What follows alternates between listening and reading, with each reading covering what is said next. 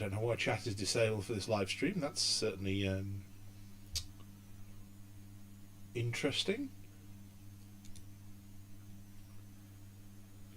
Gonna have to go and check that out, because it shouldn't be the case.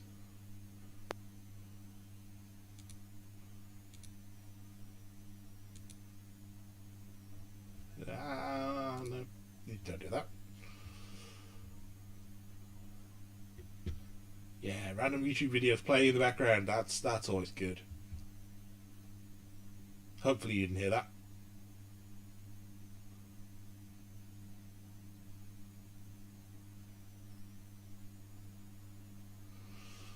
YouTube Studio.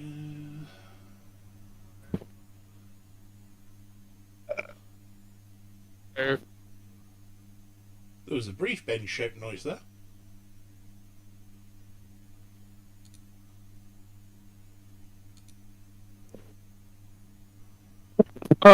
What's wrong with this thing? Oh, good lord! Shutting down. What's here. wrong? I got. What? I need to put you back at 100% now because you're very loud. Okay. I think it's to do with the quality of this jack. Oh, that's miles better. I think it's to do with the quality of this jack. Now I can hear you now. If I want to speak, I have to hold my microphone in. It's a kind of weird push to talk now. That's certainly one way of yeah. It's okay, I have little to contribute. As usual. Fair enough. Well, it's mostly you that's been playing the games, anyway. That is true. Puppet chat. Oh, that's why it thinks chat's disabled. Oh.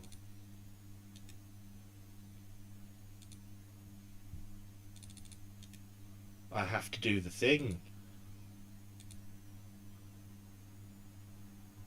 There we go.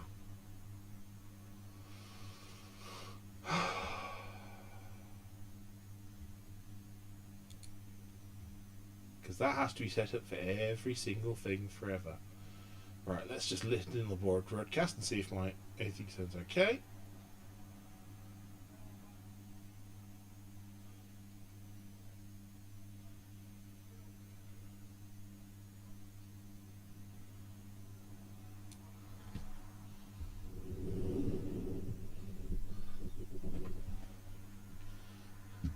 Oh, it very much does not. What's not working? I sound like I'm coming down a tunnel. Oh yeah, you do. You said it sounded good. It did earlier. It didn't then. It sounded like you were coming down like the Channel Tunnel.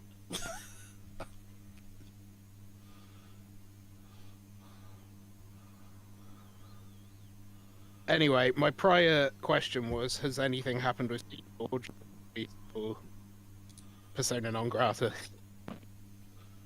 Sorry, I was listening to the broadcast. What did you say, Bench? Has anything happened with Steamforge, or are we still Persona non grata? We never were Persona non grata. They've been fine. There was a mild snafu where something wasn't authorised in the Facebook group, but I think that's because they didn't realise they had to authorise it. Okay. So, stuff eventually got authed. Does it sound any better now? It sounded fine. It was only just like this once when it sounded like you were coming down a tunnel. That was very weird. That was as soon as I unmuted on checking the feed. See, So.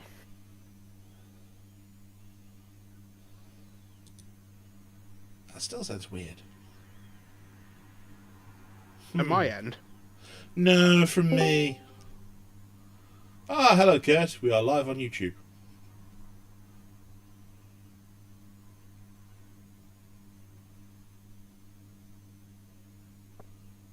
Like he's having technical problems too. Well, you know, it wouldn't be us without technical problems.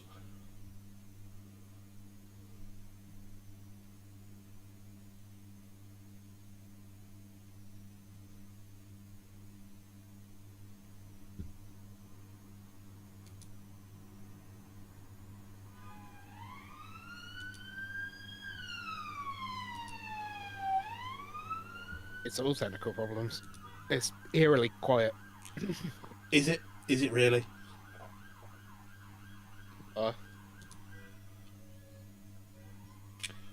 Hello, Kurt. Are you receiving us? Over.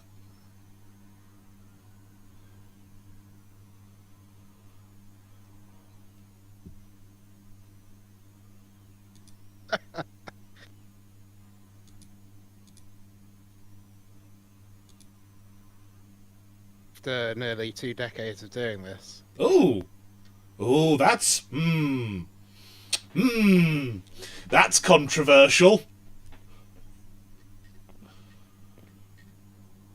Huh? Ooh, do you like the new packaging though? So I've just logged onto the Steam Forge website. Interesting. War Machine's getting a rebrand. Really? Uh-huh. It's How about now? Ooh, what's that's a Kurt. That works. Right, so my laptop has a mute button on the actual laptop next to the keyboard. I did not know that button was there. Spamtastic. Hello. Just hello, Kurt. Hello. What message on the Steam Forge? I didn't hear. I could hear you, but I couldn't. You obviously couldn't hear me. What have you just read?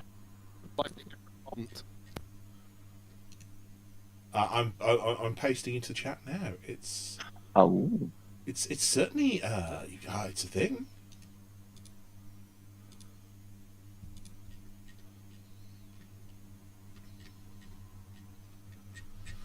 Tom had anything to do with that.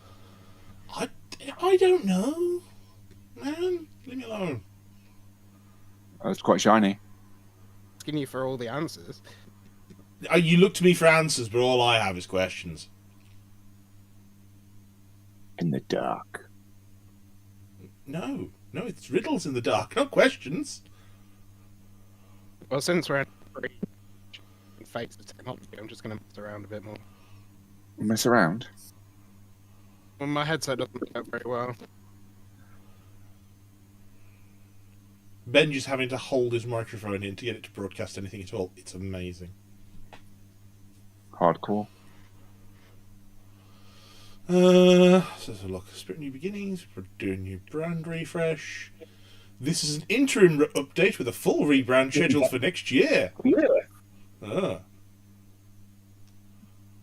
Logo needs to pass the squint test. Honestly, I'm just gonna. I'm gonna post something unpopular in the chat.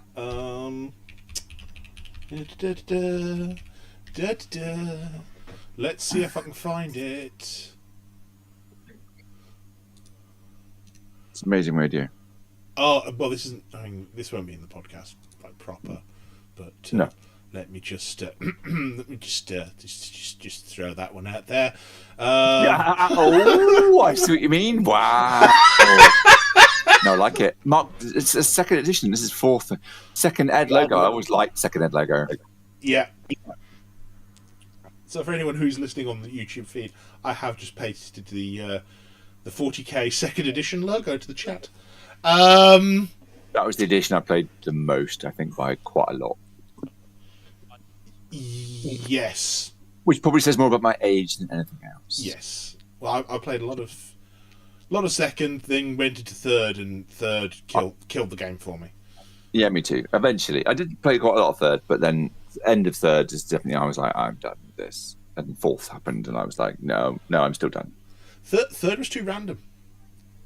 I went from I hate random. I went from a faction that was because I played Blood Angels at the time. Well, I played Blood Angels. Well, we can't all be nice people, can we? Yeah, I played Blood Angels and Orcs. Orcs went to weird, melty-faced models, and I hated them. But Yes. Blood Angels I kept around. But there was this whole thing of now, like, at the start of every game, you must roll a d6 for every squad, and if you do, then one of them goes to the Death Company, and then every turn you must roll a d6 for every one of your squads, and on a 1, they must move forwards an extra d6 inches towards the enemy, and if you've got heavy weapons, you can't use them. You're saying all that like it's a bad thing. I It's was good. just like,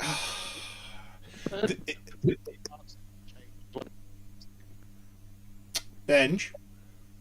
So I'm glad that's not just me he's doing that for. No, Benj, you just fade in the background. Nothing.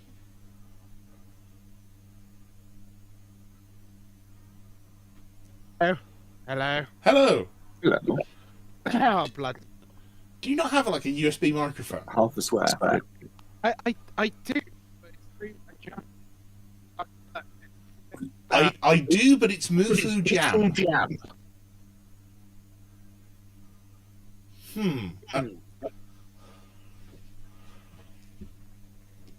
Interesting weird echo.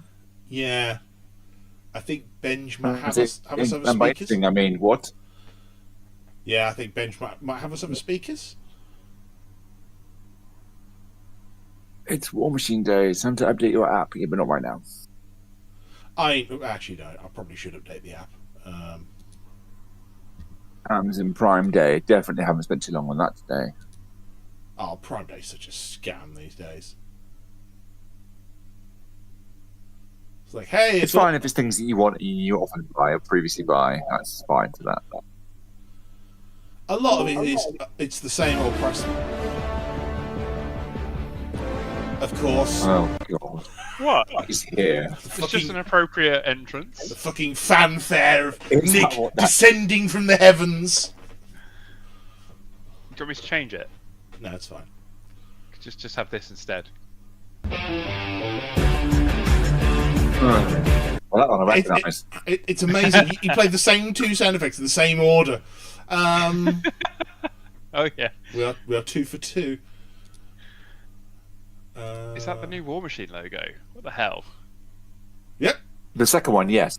Welcome to War Machine 40k. No, that's Warcaster.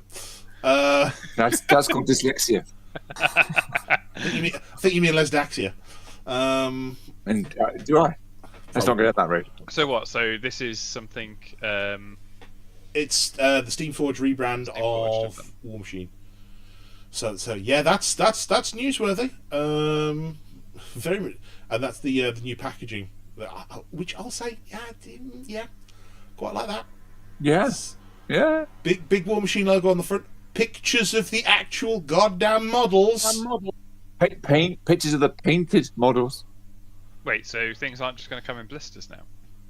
Yeah, I haven't got blisters for a Haven't for a while. while. All of 4th has been like cardboard boxes. Cardboard. Yeah. I haven't bought any fourth. Well, I tried. Yeah. Yeah. Let's not talk about that. Oh, so the second that I said that Zartu had said no on that order, I had Jamie P message me going, so there's this rather large lot of dusk going on Facebook. I'm like, oh. I know. I've already been talking to him. I've talked to Bryce, and I have. I have been. I was in communications with him beforehand. He didn't like my offer. Now he's a bit more it's slightly more favourable. So I'm really close to closing on that if I really feel like it. Unless somebody beats me to it right this evening. No, I've said. I assume we're not live yet. Or We are live on YouTube. Okay. Live on But somebody else YouTube, could do that. So it would save me money if somebody else talked to him and closed before I did. I wouldn't actually be that upset. I was going to say, all I've said to JP is like, yep, thank you for telling me. I'm probably not going to be able to do anything about it until next month at the very earliest. But, I appreciate you telling me. Which, it was nice and he didn't have to. So, it's... Yeah, I was aware. I'd even mentioned it in the chat of the post and went, "That's very tempting." So he then reached out to me directly and was like, "Well, if you're tempted, make me an offer." I'm like, "Oh my god!" So I did. He didn't like that, and then there was another offer, and we've had some discussions, and I feel like we are there or thereabouts. Close to the handshake deal. We have not acknowledged that quite, but it feels like we're pretty much there. Okay, fair enough. And then somebody else could outdo me this evening, and if they did, I wouldn't be upset. I'm not going to try. First of all, God, I need to do stuff. Thank you for the theme, the Pacific Rim theme that I now have stuck in my head, Nick. Thanks. You are welcome. Let's go watch the film after this. There are worse things to have stuck in your head. That's a true statement, but even so. Is it just the 4 of us tonight, or is I have Alex heard free? nothing from Alex, so I'm presuming he's not here. He's dead. Yeah, that's about the size of it.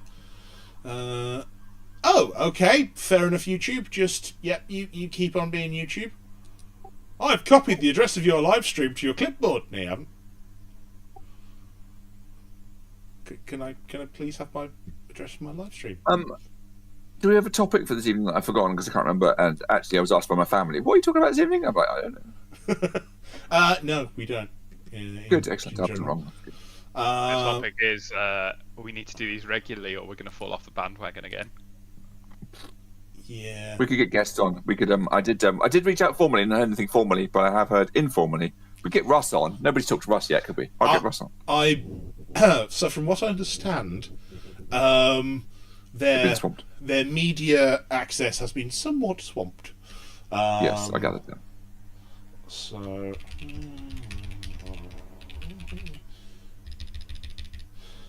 I will see if we can circumvent that and just talk to Russ again for next time.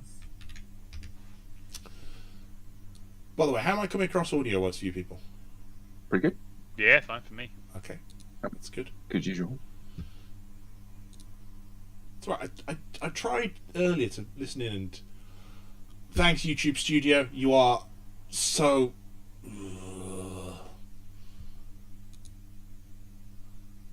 I need to get rid of this specific room out of my head somehow. It's just that opening bit, the weird little melody thing that just goes round and round. I'd love to know why I sound like I'm coming down a tunnel. You don't to me. I don't see. I've just listened in on YouTube, and it sounds very strange. Oh, okay. Just Does you all of or us everyone? sound strange, or just you? Hang on. Because obviously there could be some sort of. I mean, obviously more compression strange or- than usual. you know. Yeah, everyone else seems to sound fine. Okay, But not great, obviously, Nick. We're just fine. just fine. Yeah, I'll take It's fine fine. though. It's been that kind Okay, of fair day. enough. But okay. Yeah, day has been. Yeah, could have been better. There's been that kind of day, huh? A digital leadership away day. Ah, Ooh, that's. I'm going to just leave it at that. I'm not going to go any further with work conversation on this, but that's it. That's enough. Yeah, no, that's. We were looking at vision, and that'll do. Now, is it a corporate vision statement or a corporate mission statement? Because they're two totally different things. Well, we're basing it on the corporate and trying to develop our own for digital. And I'm shushing now. Moving on. I'm Sorry. painting now instead. I think I threw up a little in my mouth there. are you Yeah, actually indeed. painting while we record? I am now. Yeah. What are you I painting? brought a little painting station to my work desk to paint while we're talking. Be like the good old days of Skype painting. Indeed, I've even brought a little thing to. It won't make quite the noise, but it will make some noise, I'm sure. I'm just hearing I've got Alex, Alex levels of brush cleaning, but yeah, Alex swishy noise levels. Yeah. My last race is this weekend, so I'm going to be building those the Star Wars Shatterpoint models. Oh, okay. At some point, I'd like to hear more about what you do, but not right now and not here. But at some point, Electric because I've racing. seen your social media and I know roughly, but it'd be cool to talk about it. Yeah.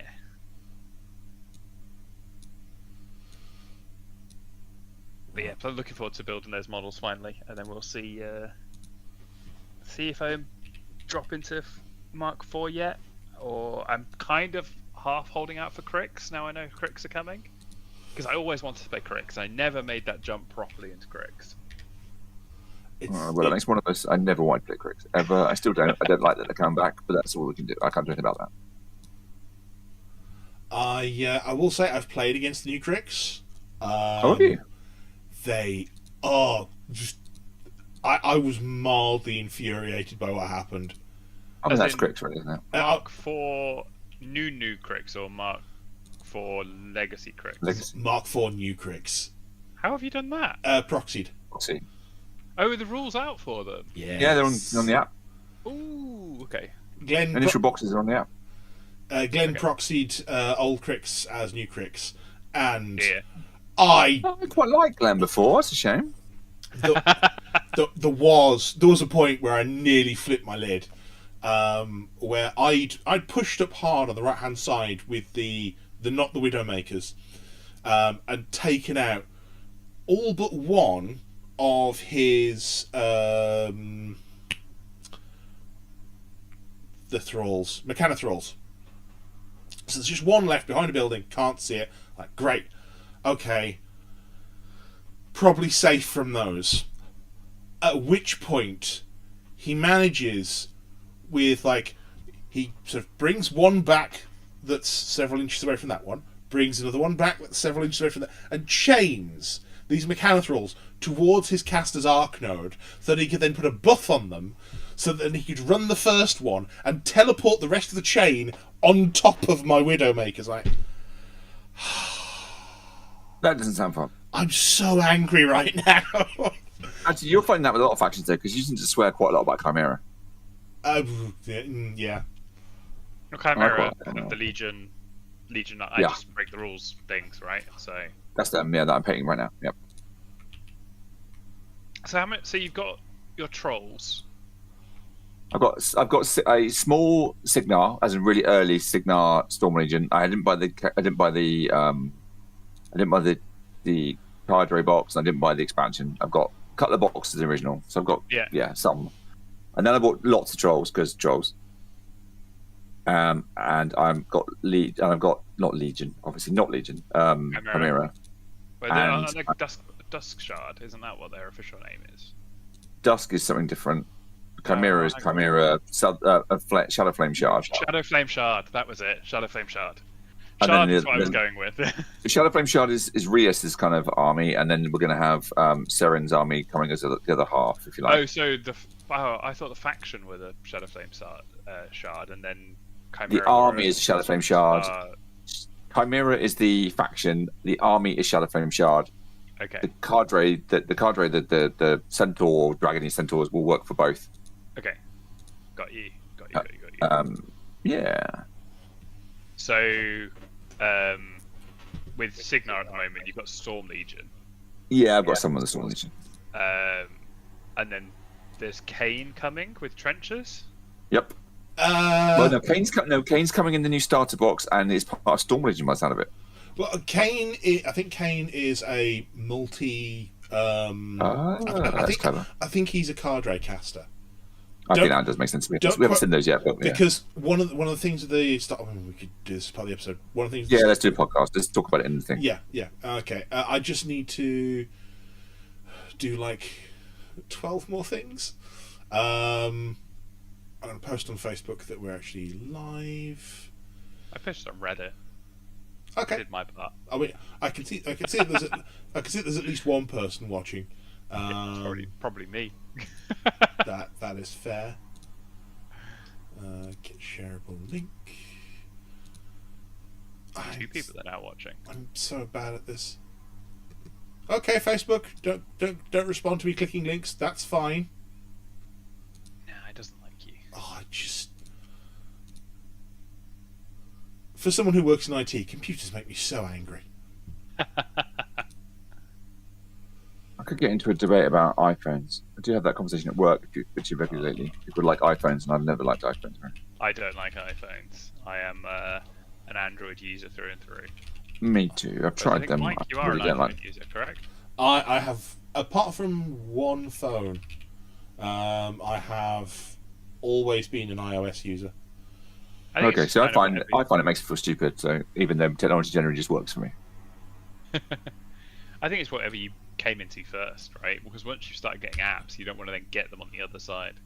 I own apps on both. I test on both. I've had an Android phone as well. The only reason I got rid of it was because it was in a period where, and this will tell you how long ago it was, phones had tiny internal storage and then the SD card that you plugged in. Yeah. But some Android apps weren't actually set up at that point to be able to be moved to the SD card. Yeah, I remember that. Which meant there was a point where my phone, to update some of the apps, because of how... No, worse. Oh. Because of how... Oh, who's the name? What was the name of the company? No, because of how the company had set it up, I had to turn the phone off, remove the SD card, boot it back up again, update the apps that were in internal storage, and then turn it off again, put the SD card back in, and put the battery back in. Because if you tried to update them while the SD card was there, they would fail every time. It was... Okay. Oh, because the So phone would bad. try and put them on the SD card, and the apps weren't equipped to recognise it. I have no idea what it was doing. But yeah, I would assume that's it was just maddening. Okay. Let's post that in War Machine Community and War Machine Hordes UK. And Facebook's decided it's going to go at 2 miles an hour because it hates me.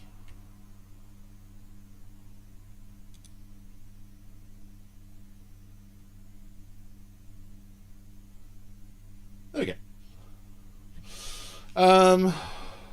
Nah. Hello, Benj. It's a binge. Is this working? It is. Yes. Yes. Gee. welcome. Willkommen.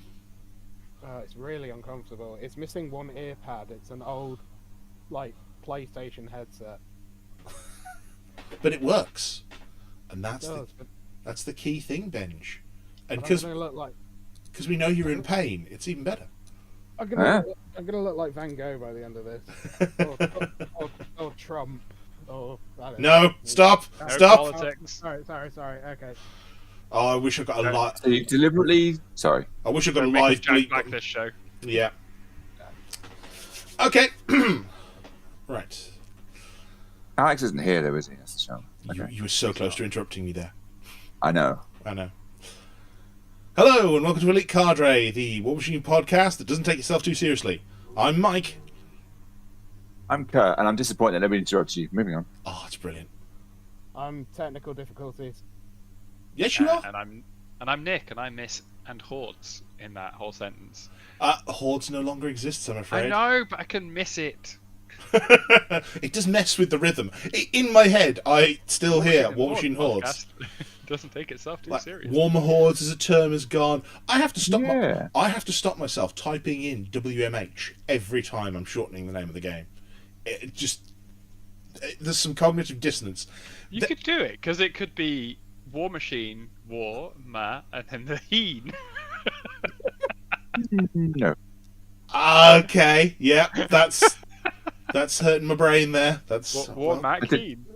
I did send pictures of a recent game to a mate, and he was like, "Oh, is that Hordes?" I went, "Well, it's not really Hordes anymore. It's actually just a Hordes War Machine." Because that was Legion versus Chimera. yeah, and they've done a good job of putting everything into one rule set now, because Nick, you weren't there for the end of Mark III, where describing what is now a leader model got to tedious levels of detail. Yeah, that's very true. Like, this can target. Caster Warlock. Well, it's Warcaster Warlock, whatever the cognifexes of. Can't remember. Yeah, whatever they were. Infernal Masters. There's another one, isn't there? There is. There's one I for can't. there's one for Grimkin, I think. But there's Aren't like they Warlocks? No, they're not Warlocks. No, I can't remember. Yes, there's anyway, yes, there were loads. 5 or 6 different terms for them. And then if it affected Warjacks, Warbeasts, and that was another whole spiel that went on. It's much better. It's much better. Just leader models or cohort models. I love it. It's Yeah, much better. leader, cohort, done, fine, simple, beautiful. Just That new packaging looks like I'm buying a mobile phone. I mean, price-wise, you are, Benj. Oh, okay. oh, Sorry. actually, no. Buying into an entire faction is cheaper than my last mobile phone, but we won't go there. Do you want us to go to the news then, Benj? Is this something you're clamouring for? No, I just want my headset to work. Well, we're going to the news anyway. I'm going to press the Okay, button, fine. and viewers on YouTube will see the screen change to that new packaging. Does it have a cool? It's You always want that, didn't you? No. You always wanted that. No, because this is mostly an audio feast for people, and I don't want to spoil it with cheap sound effects. It's an ASMR. Dear God, it hurts inside. So as people on YouTube will be seeing, there are new things. So we have the new screen for the War Machine app, which has new key artwork of what looks to be a Cadre Jack and a Is that Signal Jack? Can't quite. Yeah, it's got It's got quite retro, isn't it? I like it. It's kind of like it almost has a feel of like I don't know escalation. Yeah. I know it's not picture from escalation, but it has that kind of tones and feel. I love it. Interestingly, so it's got the Steamforged Games logo on there now, replacing the old PP one, but it's also got the Discord logo on there. Now, the idea that the War Machine app is going to link straight into the Steamforged Games Discord as a place of talking and showing pictures of models and getting rules discussions going. Brilliant idea. Like, why was this not a feature of the community hub or the Facebook groups for years? Anyone? No. So that's going to be a neat new change. That should at least bring people more together, which is always good. Other than that, very much the same. Yep, very much the same. Although I suspect these are mostly just previous. You have the new War Machine logo, which is... I think someone has finally realised that from across a shop, War Machine, the font War Machine, is a little spindly to look at. I still think it looks like the Warhammer 40k logo. I to be honest, I may have posted that in a group chat. Yes. So not the current one. Not the current one. Not the current one. No. So for listeners, if you're old enough to think that looks like the 40k logo, then yeah, you're in the right market. I was going to say for listeners of a certain vintage. Well said. Those of us. Wait, what are you trying to say? Wait. I mean, by too many feet. I was going to say, Kurt, I'm over the hill, so I don't know where you are. Kurt is ready to be interred into a dreadnought. Victor Meldrew, 1 foot in the grave. Yes. I'm not going over that. Yeah. Anyway. So for those of us who may remember the second edition logo 40k, it does bear a little bit of a resemblance. Now, what Steve Rush said is this is not a final new logo. There will be more work done on it. It needs to pass the vision from across the shop and whatever.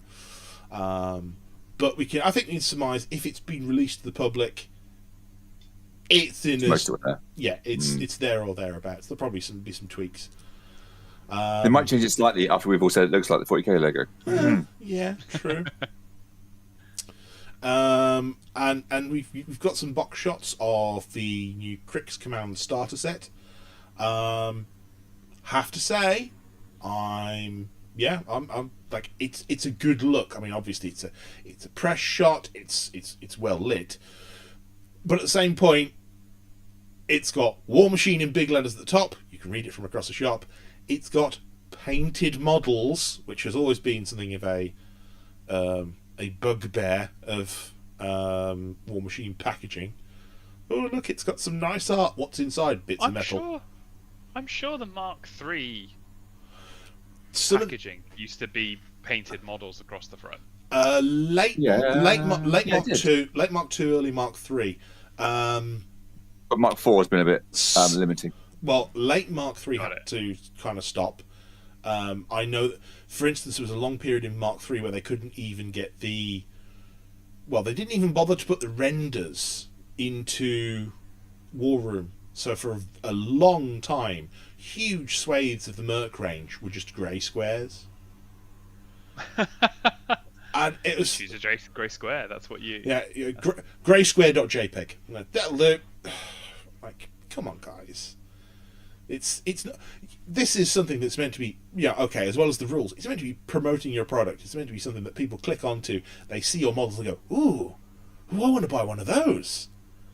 I don't understand why there's all that real estate of the black border that's not being used. Well, it looks like it's an outer sleeve. It looks like you just slide that off. Yeah. So it's a standard outer box with an insert, like all the other packaging we've had so far.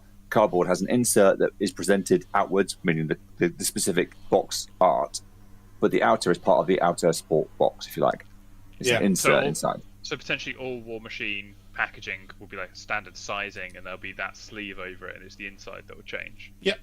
Yeah, but the inside it's not so much an outer sleeve. The outer is the box with a gap, and the inside is just a single two-dimensional piece of card with the printed design for this specific box. Yeah. So yeah.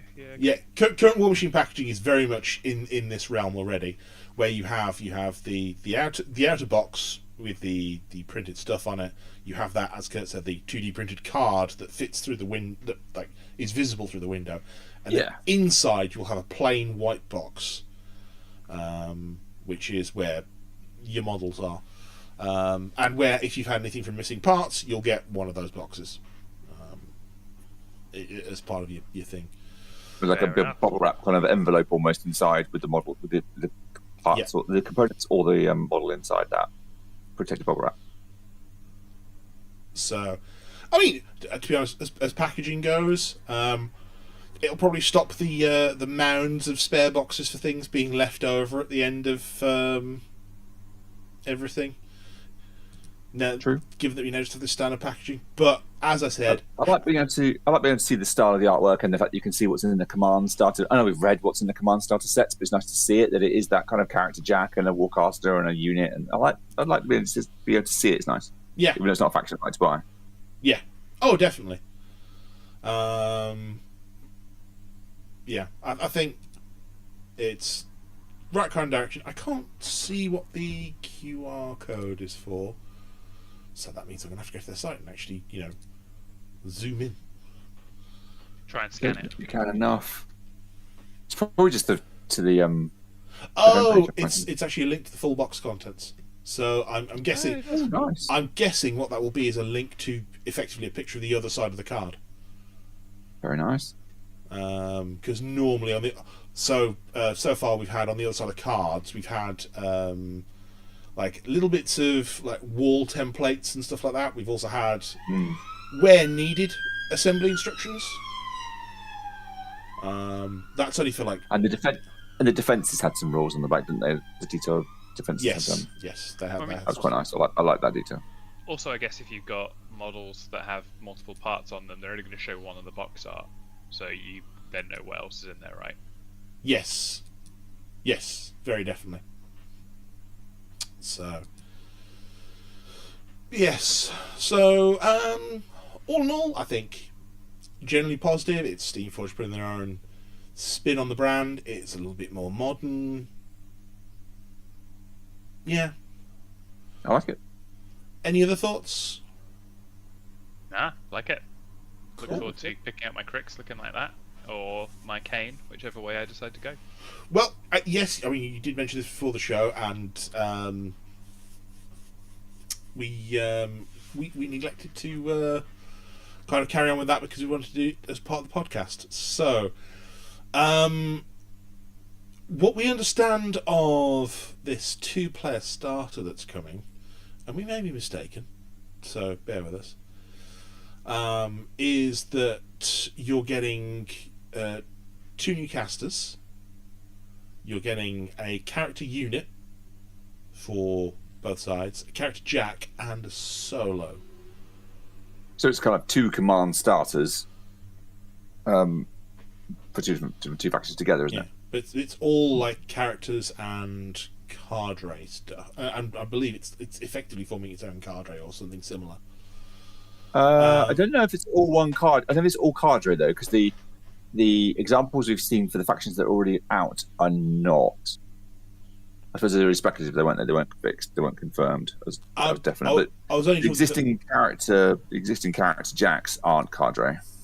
No, I was talking for purely the stuff in the 2-player starter. Okay, right.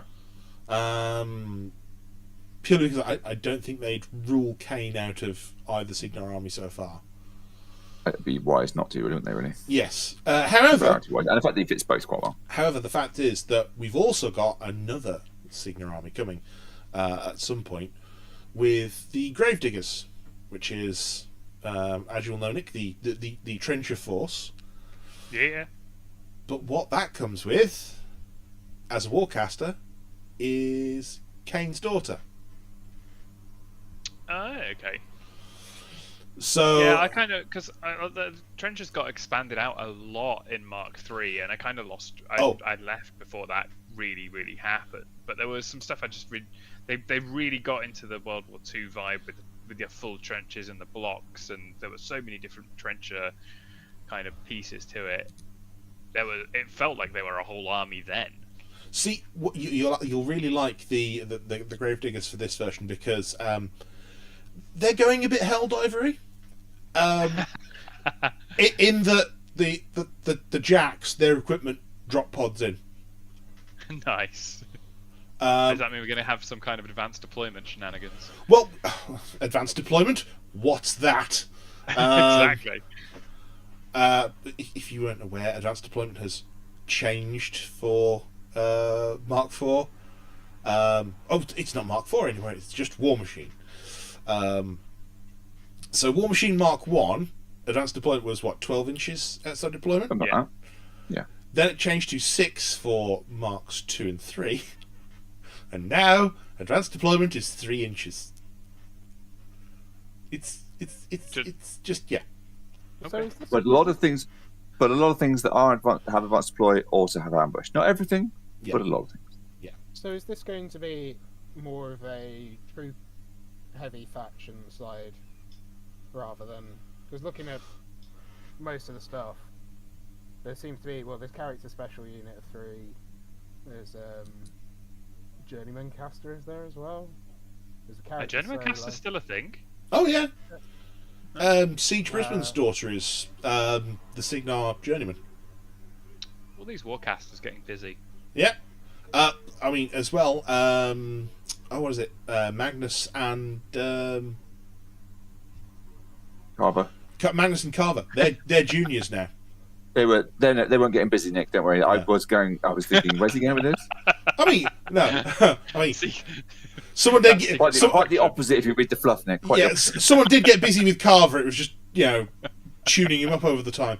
Arcadius just taking him to pieces. Yeah. So have we got 2 choices? We got Captain Buck Hasker, who's a warcaster supposedly. There's the character solo. Captain Buck. Yeah, he does look very generic. He does look like Captain Everyman America, kind of. But then there's Stella Baron, who's lieutenant. See, Who's the character solo. Benj, wherever you're getting this information from, Yeah, you're gonna have to link it to it because I don't have a copy of it. it's actually on the it's on the War Machine subreddit. But from 2 months ago. I'll post it in the chat. Thanks, Benj. That's okay. You star. Is it just pure speculation? No, it's got- I'm just making everything up. It's got some concept art with it. Oh, cool. So there's then the Stella character Baron. unit. Yeah, this is. I mean, the stuff the artwork was enough to sell me on this. Yeah, I mean, it feels very Trencher. Well, this Yeah. is what I wanted trenches to kind of be, but they kind of died in Mark 1. Well, no, they didn't, because they really came brought them back. into Mark 3. Yeah, they came back with some of the special teams and sort of stuff like that, but things like No. Trencher Commando. No. The generic trenches in Mark III were really, really good. Am I forgetting something? I mean, I got them in 2 to start with. Was it 3 when they got the smoke wall, or was that still in 2? Oh, the smoke wall. 3, I think, did enable the smoke wall to an extent. What I was more concerned with in 3 was putting them with Damiano, Oh, Damiano. because that was like, okay, their base defense 13, and then he can make them 15 no knockdown tough, and all of a sudden all those stats, and I think they gave them like a bump in rat as well. They became proper soldiers rather than Yeah. whatever they were for. Rather than the Oh, weird there we go. way they were. There we go. That's yeah, daughter of the legendary warcaster Alistair Yeah. Kane. Sin inherited both his gift as a warcaster as well as a gun mage. Sin Roscoe. Although she Whatever doesn't have a that pistol. weapon is. Yeah, She whatever doesn't. that weapon is. She has a rocket launcher. Wow. That's cool. Sold. I think by the sound of that. It doesn't look like it's part of the era though. It looks like it's from like what was the War Machine 40K? Neo Mechanica. Yeah. Warcaster, yeah. Does it? Oh no, it's It very looks steampunk to me. Yeah. Well, if you look at the top rail, yeah, below, yeah, I get that, but the top rail looks kind of sci-fi. Well, kind of more. Don't forget Mark that. 4 is definitely leant forward a bit like that, but I wouldn't say it's kind of it's gone 40k as such. No. Well, I mean, I'm looking at my Cadre right now, and they were Mark 1 to Mark 3. They were wandering around with like blunderbusses and the occasional rifle, and now you've got the Man of Wars that have like full on dual minigun arms. Like there has been a technological move in the Iron Kingdoms. So It's pretty cool. I like it. I can believe they have a top mounted rail that does interesting things for. Well, it's got a leaf sight, so it's for long range, like aiming trajectory. So yeah. And then Storm Legion's got rail guns and some more technology as well. I don't remember what it's called. Storm Legion does also have like a chariot, just a chariot. It does have a chariot. That's true. I just posted the generic infantry, and they've got like the old carbine look of the commandos still. So it looks like a mix and match. But if you have a look on what you've posted, Benji, I appreciate people can't see this because I haven't put everything into the magical slide. They do have a curved mag on that carbine. Which like quite modern. War Machine didn't do. It did bolt action rifles most of the time. Yeah. Well, going back to the RPG books, one of the first things I remember Yastamal telling me was that there wasn't black powder. Yeah.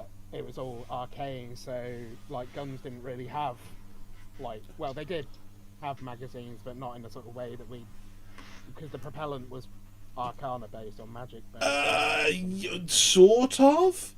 So I mean, again, this is going into my recollection. My recollection is that it's actually a 2-part mixture, which has to be mixed at the time that it's fired. Which is why you'll see on the top of most firearms, there's a cap, isn't there? There is a little bulb on top that's part of that mechanism. Now, I don't know the exact specifics, and to be honest, please, Steamforged, never explain this in detail. To be fair, I think it went. Because I don't. Apart from Lael, like having the alchemy, and that was part of the sort of description basically because they had a lot of firearms and stuff as well. I don't think it really translated into the game, and they just became guns. A bit like how bolters were originally cryojet, caseless ammo in Rogue Trader, and that doesn't exist. No, they still are anymore. They still are. They're still. Well, they're not caseless though because They are. Still. They're caseless rocket launch. Effectively, it's a caseless rocket launcher. I get what you're saying because there's also pictures of cases coming out of there's ejection points, isn't there? And there's all kinds of other silliness, but they are supposed to be cases as well, aren't they? But yeah, I get. So I do take your point. Yeah. Yeah. Creativity on both I sides. thought I was going a bit. Yeah, because without the shells coming out, you'd lose a hell of a lot of the artwork and a lot of the. And you wouldn't need the ejection points that you blatantly have. Yeah. Yeah. Oh yeah, I mean even shells on the ground in places. I have 40k models where you stick on like the little shell ejection things. I'm like, but these are caseless. If you look in the novels, it says they're caseless as well. It's like, this makes no sense. It looks cool, but it makes no sense. It feels like a debate that we're going forever, but yes. Yeah. Yes, it's artistic license for keep it at that, I guess. But yeah, so I guess I don't know because if you look at the grenade launcher on Stella Baron, she's got that cap on it, so it looks like there's still some alchemic. Buck Hasker also has it. Oh yeah, he does. Yeah. In fact, so do the Rowdies. But Is that what they're called? Because I was about to say those warjacks, that definitely looks like a Stormclad style, old Rowdy style, old Signar Jack. And then the Signar looks like a combination of a Centurion, a Defender, and a Hammersmith all in one. I've just realised, they're back to the coal-fired ones. Yeah. Ooh. So the Signar Storm Legion Jack is called the Striker, just for if you weren't aware. Rip Striker. You and I having no daughter. Nope. It makes more sense though, because coal on the battlefield in trenches and stuff like that may be a bit better to maintain. I don't know. More available, yeah. Oh, Yeah. worst comes to worst, you can sort of stick wood and paper and whatever in there. Okay, it won't last as long, but you can do it. So, but then again, the storm chamber is meant to be kind of almost infinitely upkeepable, but it might be more delicate, or there's probably some explanation for it. I don't know. These Or guys. it's just. Go on. No, they had these trencher jacks have the kind of feeling of what were the Cadre ones that exploded? The kind of Devastators? Berserker? yeah, Berserker, the jerry rigged kind of rule. You know, they kind of look. Yeah, I mean, it could be. I was going to say it could be that these are the old stock, right? They basically Yeah. the Storm Legion have got all the new Refurbed, ones, kind of. so the Gravediggers have taken all the old kit and are just like, well, okay, we'll keep using this. Refurb a That's Centurion, fine. refit it, and yeah. Yeah, just take a Centurion and slap some armor on some, because the armor on the shield looks like it's the similar armor to what they're wearing on the chest and stuff, but the shield itself behind it could easily have been a Centurion shield, and the hammers look like Hammersmith hammers. Yeah. I mean, Let's hope they're all speed 4. Right. even Cadre gets a Speed 5 jack now. Come on. I know.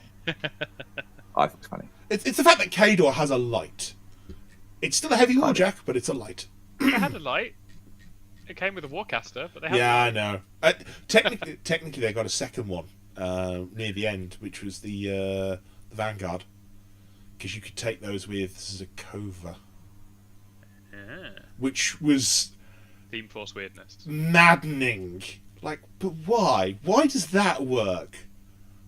Whereas, yeah, now we've got the Great Bear, which is the Def 10 Armor 20 Speed 4 Standard Cadre Warjack, and then you have the Direwolf, which is the light at Def 11 Arm 19. You've reminded me of a conversation I was having on a different Discord about Old Umbre and about what might come with Old Umbre and some of that, and that sort of poem that kind of came out that was sort of there are no jacks in Old Umbre. I'm wondering if there might actually be they haven't said it's a Horde faction, they haven't said it's not a Horde faction, and there's a lot of Grimkin-esque kind of vibes around the edges of it as well. And I speculated. I wonder if we would actually get a Great Bear and actually get a Direwolf as the war beasts for Old Umbre. Old Umbre does intrigue me because of that whole thing of like, it's the far east of the country. It's the part where the Horse Lords are traditionally from, so I can see them getting like, at least some cavalry, maybe some cavalry archers as well. So I had assumed cavalry to begin with, but there's a lot of hints towards Old Witch as well, aren't there? Oh, So yeah. there's a lot of Oh yeah, but it's meant to be that it's meant to be that older, that old-fashioned, more remote, distant thing. It's where the old faith of Menoth hung on for a lot longer than the rest of the country. It didn't accept like the Morrowan faith, and it's a weirder, darker side of the country. It is very interesting, and like the suggestion that there might be a little bit of Grimkin in there might be a little bit of the Circle Beast springing in there. Like, we don't know. Yeah, it does seem to be that kind of feel, doesn't it? Yeah, that kind of if it's not a kind of a bestial representation of we've already seen, it could easily be a circle influence. We do know, for instance, that Cadre does have trained Arguses, Argai. Oh, do we know that? I didn't realise that. Argis. Well, Butcher 3 came with 2 of them. Oh yeah, see, I was getting flashbacks to a certain Oxford event where we swapped casters around and you had bad. No. Butcher in Circle was the best warcaster. It's like, what do you mean Butcher with Fury is a thing? Sorry, for anyone who's not aware, there was it the Oxford Pentathlon? I believe so. Yes. Was it that one or a different event? I can't remember. There was a weird event where we swapped. Yeah. There was the Oxford Pentathlon, which was a very strange set of scenarios cooked up by a friend of the show, Chris Cawthorne, and it had some crazy rounds in there. So there was like one with a massive lava pit in the middle of the board that you could throw warjacks into. Cool. There was one that was a 4-way battle, but you were still aiming to come out as the winner of the 4, but alliances kind of shifted throughout the game. And one of the rounds was literally swap warcasters. Oh, that's what it was. I was wondering how I came off well. I think I had Morton Ebra with Troll War Beasts. and it went insane. And so if a Warcaster came after Hordes, they became a Warlock. And Butcher, as a Warlock, was wrong. Just a load of Circle Beasts and full throttle. So they can all charge for free and get boosted to hit rolls. No, this is not okay. But it happened. It was Well, a fun, theme event as well, right? If I remember. No, that was a separate one. Was it a separate one? Yes, so there are two that, well, there are definitely two that Oxford ran that I went to. Yeah. One was the theme one, which is the first time I played Kurt and learned about Befuddle. Befuddle and Starcrossed. Starcrossed. Woohoo! Which I therefore abused as a merc Doom wholeheartedly. Reapers are great. They can hit everything. And moving on. Nat 7. Yeah, looking at the odds on that one, I was afterwards like, oh no. There's a 1 in 6 chance I'm just going to miss every single time, regardless of what the other two dice are. I can roll double 6s, but if I roll a 1 on any one of them, that's it. We're toast. Ugh. That was a long time ago. We still talk about it. It's great. Yeah. Thanks, Chris. Yeah. That's the thing. That was a very, very memorable set of events. And very It was. well run. And yeah. I mean, don't get me wrong, still love the events I go to now. But sometimes just that little bit of a tweak, that little bit of flavour that's added was so good. Although, please don't take us back to the days of the Welsh Open's 6-list format. No. You said that to Martin recently, didn't you? No, that was very funny. Yeah. 6 lists. Oh, yeah. So there was the first day was 3 games.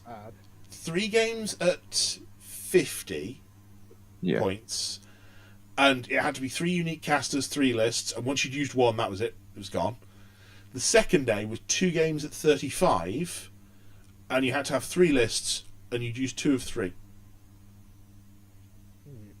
That was also the one where I think I ended up playing against Conrad, who was playing Signar, and we played on what was effectively a cricket pitch. And I have never seen Cadre go away faster. They were like, you appear to have a Signar army full of guns. I have axes and no cover. Run, and I'll take all those off. Fun times. Yes, no, definitely.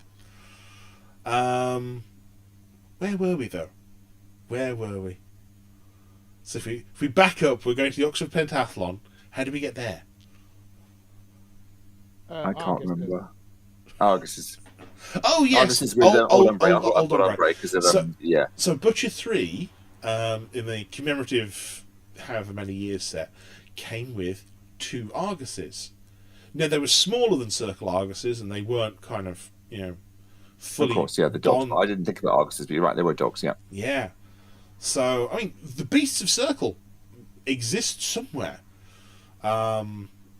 Except possibly warp wolves, but that's a whole thing because they're created from members of tribes, and it's a whole weirdness. From the fluff, I remember. I don't think that Argus were that common though in Cadre. I think because Butcher had a bit of a problem. Butcher was the only one that could really tame them, as it were. We had Winter Argus, didn't we? As a kind of weird side thing somewhere. One of the campaign or leagues, didn't we? Oh no, the Winter Argus was a standard thing. Oh, was it? Okay, I can't remember. I was just trying to remember where they. Yeah, the latest came in later. Yeah, that was Mark III. They came in the battle box. Oh wow! Okay. I believe. I do not remember Arguses other than them being dogs. Woof. With 2 heads. Yeah, you'd got the one that howled and caused paralysis. And then you Can't got. remember. I do have some circle, but can't remember. I'm now just. Oh, that was it. It was. Oh God, yes. So you got the Wild Argus, as it was renamed, which has Doppler bark. Ah, that's familiar. Models within 2 inches of the spellcaster currently have their base def reduced to 5 and cannot run, charge, or make slam or trample power attacks for a round. Ugh. Then you have the Winter Argus, which now grants resistance cold and freezer, which means when an enemy model without resistance cold ends its activation within 2 inches of a model with freezer, the enemy model becomes stationary for 1 round. Fantastic. Lots of them run forwards, stand there. Good. Yeah. I mean, they're not very hardy. They're only Def 14, Arm 15, but they'll. Annoying. And they do have 6-inch sprays as well at Rat 4. It'll be interesting to see what happens at Lumbre. I'm looking forward to see what happens there. Yes. Yeah. Definitely. Oh, I think that's one of the best things about where Mark IV really is at the moment. In that, looking forward, everything seems interesting. I do like what the next Troll Army is intriguing. I'm glad it's a fair way away from a Warlock perspective, but it's intriguing as well. I think there's a decent cadence to what's coming out. So we've got enough armies to function with at the moment, but we know that there's new Cricks coming, and then we know that there's Gravediggers coming after that, and we know there's a plan for more. But we also know that what's on the roadmap, even though actually we should probably discuss that as well. But what's on the roadmap? Yeah, what's on the roadmap is like we've got the new Cadre cast, we've got the 2-player battle box. So yes, moving on to the roadmap that people may have seen. We've been told that the roadmap is going to have to be very slightly recalculated because There's not enough trolls on it. oh, well, no, Nice. not quite. The amount of demand that has come as a result of shifting to Steamforged has meant that they are already rushed off their feet with... For production capabilities, this is, I'm guessing. Yes. This isn't bad news. No, not really. Which does mean everything that was pre-ordered for the middle of this month, so I believe pre-orders were meant to be starting delivery tomorrow, 18th, yeah. is now scheduled for the end of the month. So 2-week delay just to try and get everything out. No second wyvern from a birthday is what you're saying. I heard that now. Well, I can kind of understand where they're coming from with that one. Because, I mean, Privateer already had a problem with their production in that it was just not fast enough. So they doubled it and took on someone else. Now Steamforged have taken over, and they're saying, okay, here's our roadmap to expanding our production as well. And obviously you don't want to expand it beyond the long-term prospects of the game. So you've got to make sure that growth is slow and steady, more than just invest everything and no one's buying enough now. Yeah. So Don't do the Kickstarter method, is what you're saying. Oh, I'd rather... No, the Kickstarter method is to promise one Kickstarter, then use Kickstarter 2 to fund Kickstarter 1, Kickstarter 3 to fund Kickstarter 2. Sounds like you're bitter about a specific company there, Mike. That you best not mention. Monpok! I didn't. I wasn't thinking Monpok. I was thinking a chibi style game. Super Dungeon Explore? Yes. I didn't. I'm so glad I cancelled at the last second. I was like, no, I'm not doing that. I've got enough. I will say that it is...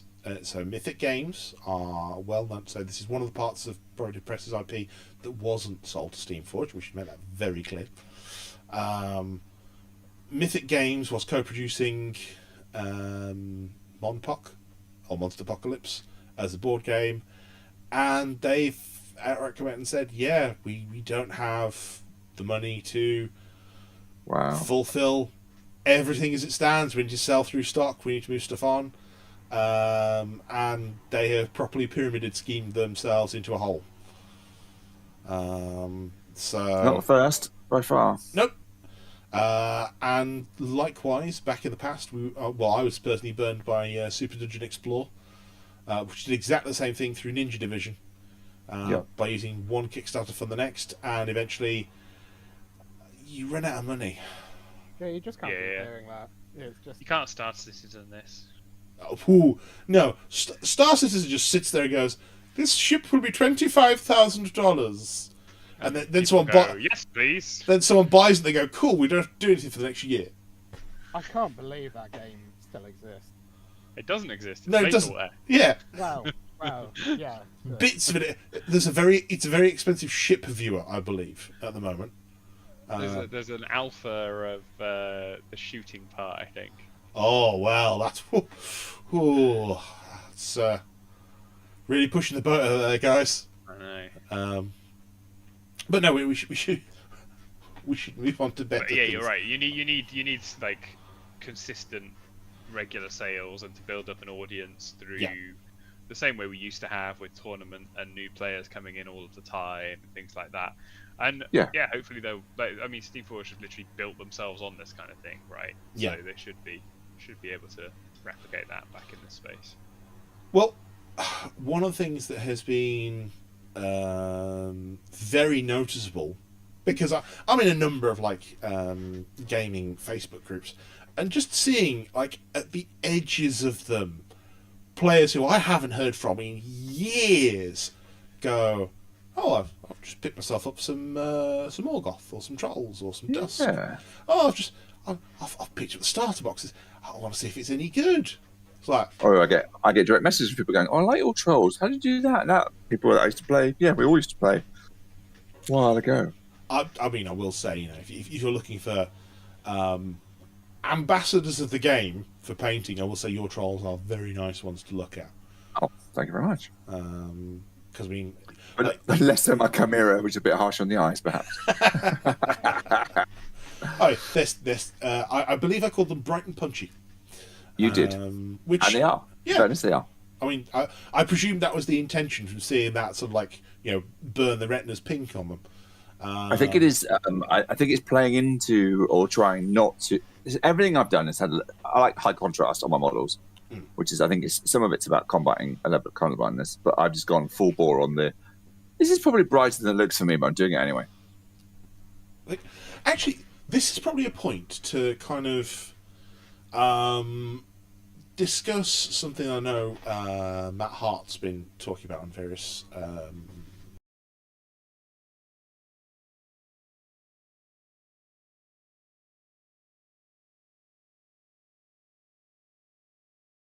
Hello? I was trying to figure out if I had disconnected or if Mike had disconnected. I think Mike's dropped off the face of the earth. But has Kurt also gone?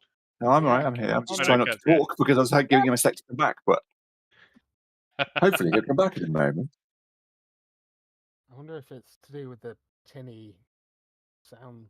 No, the tinny sound is through his OBS because we're hearing him through whatever device it is. I don't Directly, think OBS is yeah. set up for the same sound device. Mm. Oh. Microphone appears to have done oddness fixing. Meanwhile, here is the music. No, damn. That's the better A option. bomb. Oh. At this This point, song is sponsored by the shadow government. Legalize nuclear bombs. indeed. Sorry, I couldn't resist. When was your birthday, Kurt? It is on Sunday coming. Oh, it's in Sunday. Yeah, because it's so the shipping from the new releases or the pre-order rather from Steam Forge was supposed to ship on the 18th, which then if they were really ahead of the game, they would ship on then, and it might even come by Saturday. But obviously it's been delayed since. But yeah, What but no, was it's that, not happening now. Apology email. Can you hear me? Yes, we can. Okay. I will sound slightly different, I take it? Yes. Very, very slightly, but Okay, cool. I've switched over to headset mic, so I obviously need to figure out some issues with the desktop mic. We'll sort that out at some point. Which is your broadcast to YouTube picking up? Oh, I've switched both over to the headset Okay. mic. Cool. Yeah. Okay. You're going to enjoy editing this. Do you know how long it took me to edit the last one? 30 seconds. Yeah. No. no. Because I decided for the first episode back I was going to be picky. Oh, yeah. I was going to start with picking out the ums and ers. Yeah. I mean, I say and ah all the time. And then, by the time I was about 3/4 of an hour in, I realised I wanted to jump off a bridge. Which... Why? yeah. It an old skill of being able to recognise and in the audio stream just from the shape reappeared. So like that's an that's an that's an that's an that's not delete. That's pretty good. Just so bad. And then you listen back and you turns out he didn't delete the ums and ers and deleted something completely different. No, no, I did make sure to listen to them all. I'm just going to check the live stream to see if I am. I mean, 2 people are watching, so Yes, they are. Hello.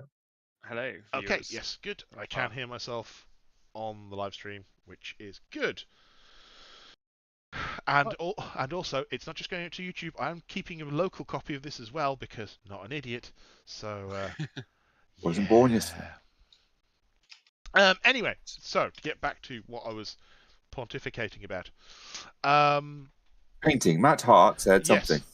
Yes. He just did it. So on various podcasts and AMAs, Matt Hart has been having a discussion about wanting to bring War Machine towards more of a I don't want to say a paint-friendly space, but make it more of a painted space. Because as we know, for many, many years, War Machine has had not much of a push to slay the grey, as it were.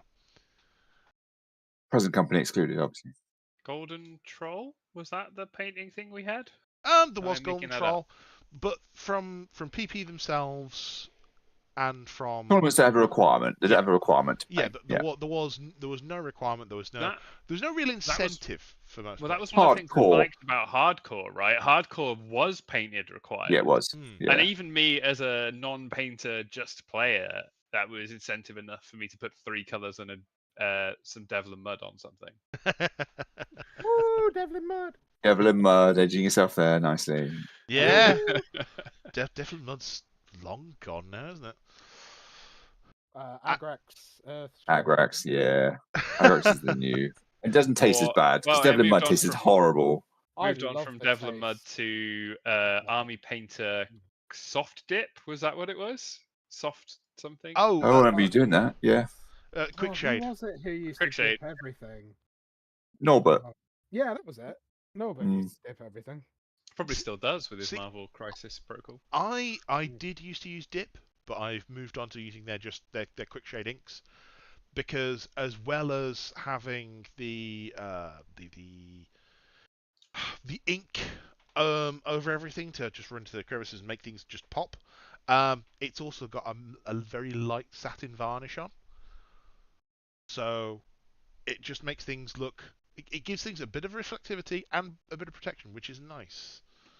Some interesting development behind that. I remember seeing a video about that development, and it's really kind of there's a lot of thought went into that. I will honestly say, over the last 10, 15 years, the advancements that we've had in both paint and painting techniques have been phenomenal. Just absolutely like light years away from when I started painting. The fact that I can turn out like 2 units of things relatively quickly now and not have to worry about any things I used to, like having like ridiculously thick paint everywhere. And It is much easier to get a much higher standard much more quickly. Totally agree. It really is. I mean, part of that is experience. I will admit that. Yeah. Yeah. So yeah, because people have always said about, but like I've had people talk about talent and everything else. And I'm like, I've been doing this 35 years. There's a reason why I know how to stick paint on these things. It's not just a. So yes, I did have an artistic sort of base before I started doing this, but I've never been a professional artist. But you know, I've always enjoyed art and I always enjoyed painting things. But I've also been painting toy soldiers for 35 years, fairly consistently. I didn't really stop. I've not really stopped at any point, briefly, but not really. Oh, I stopped painting for a good, I think, 10 years at one point. Definitely didn't stop that long. I think I've switched around. And Space Marines and then other things, and then obviously War Machine for a long time, and then back to Space Marines and other stuff. So all I kinds of haven't things. painted for a good while now, so it's going to be interesting when I jump back in. You'll be pleasantly surprised by all the technical paints now, like texture paint, technical contrast, or army paint speed paints are amazing. What I will say with the absolute glut of paint brands that we have at the moment as well is that you can really pick what you want to paint for more than anything else. So, for instance, I know on my Cadre at the moment, I have what is it? I have an Army Painter spray airbrush undercoat. I have a Liquitex white ink that I use as zenithal.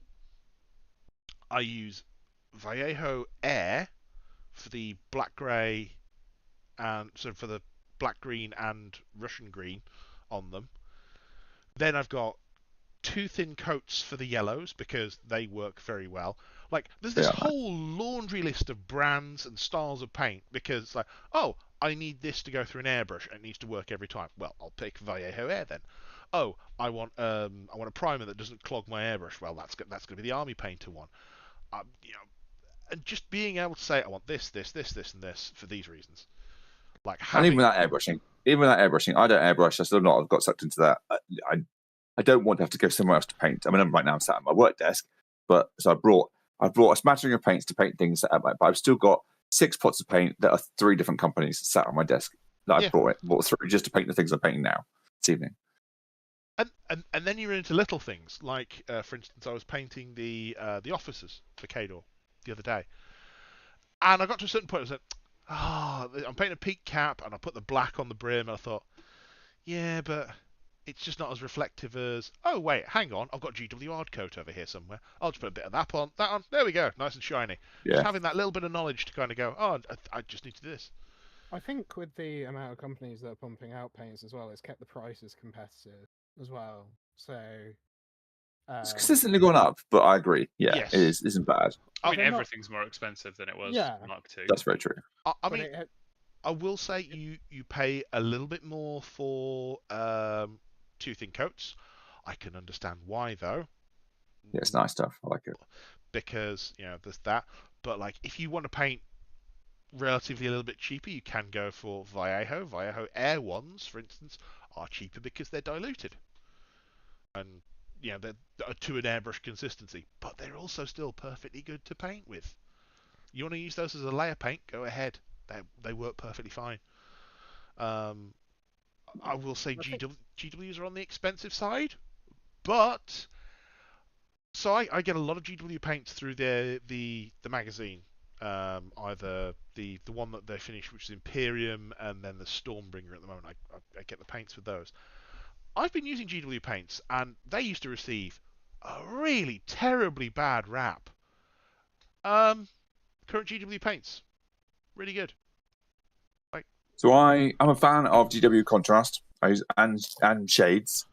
I'm a fan of those, of the washes and contrast. I don't tend to buy anything else GW now. I like 2 thin coats, and I like other random things. Like I really like the Armor Painter Black. I kind of got sucked into that. I'm like, this is way better than anything else, so I tend to use that. I really wish they'd bring back inks. You can buy inks. I know you can. Yeah, I'm just. What kind of inks? I'm curious. GW used to do inks. They still do, effectively. Kinda. It's not what they used to be. I know what Benji's talking about. You can still buy those kind of things, just not from GW. I know. I always worry about like straying into the art realm, just in case. Well, I mean, I'm trying to think who does washes and things that look like those old inks. But I can't think of anything off the top of my head. I can have a look. If you want stuff that behaves like old GW inks, I mean really old. Are you talking like the Hexpot era? Yeah. Okay. I've still got one. I've got Dark Angel green ink next to me. If you want stuff for the GW Hexpot era, I will recommend you go no further than Liquitex acrylic inks.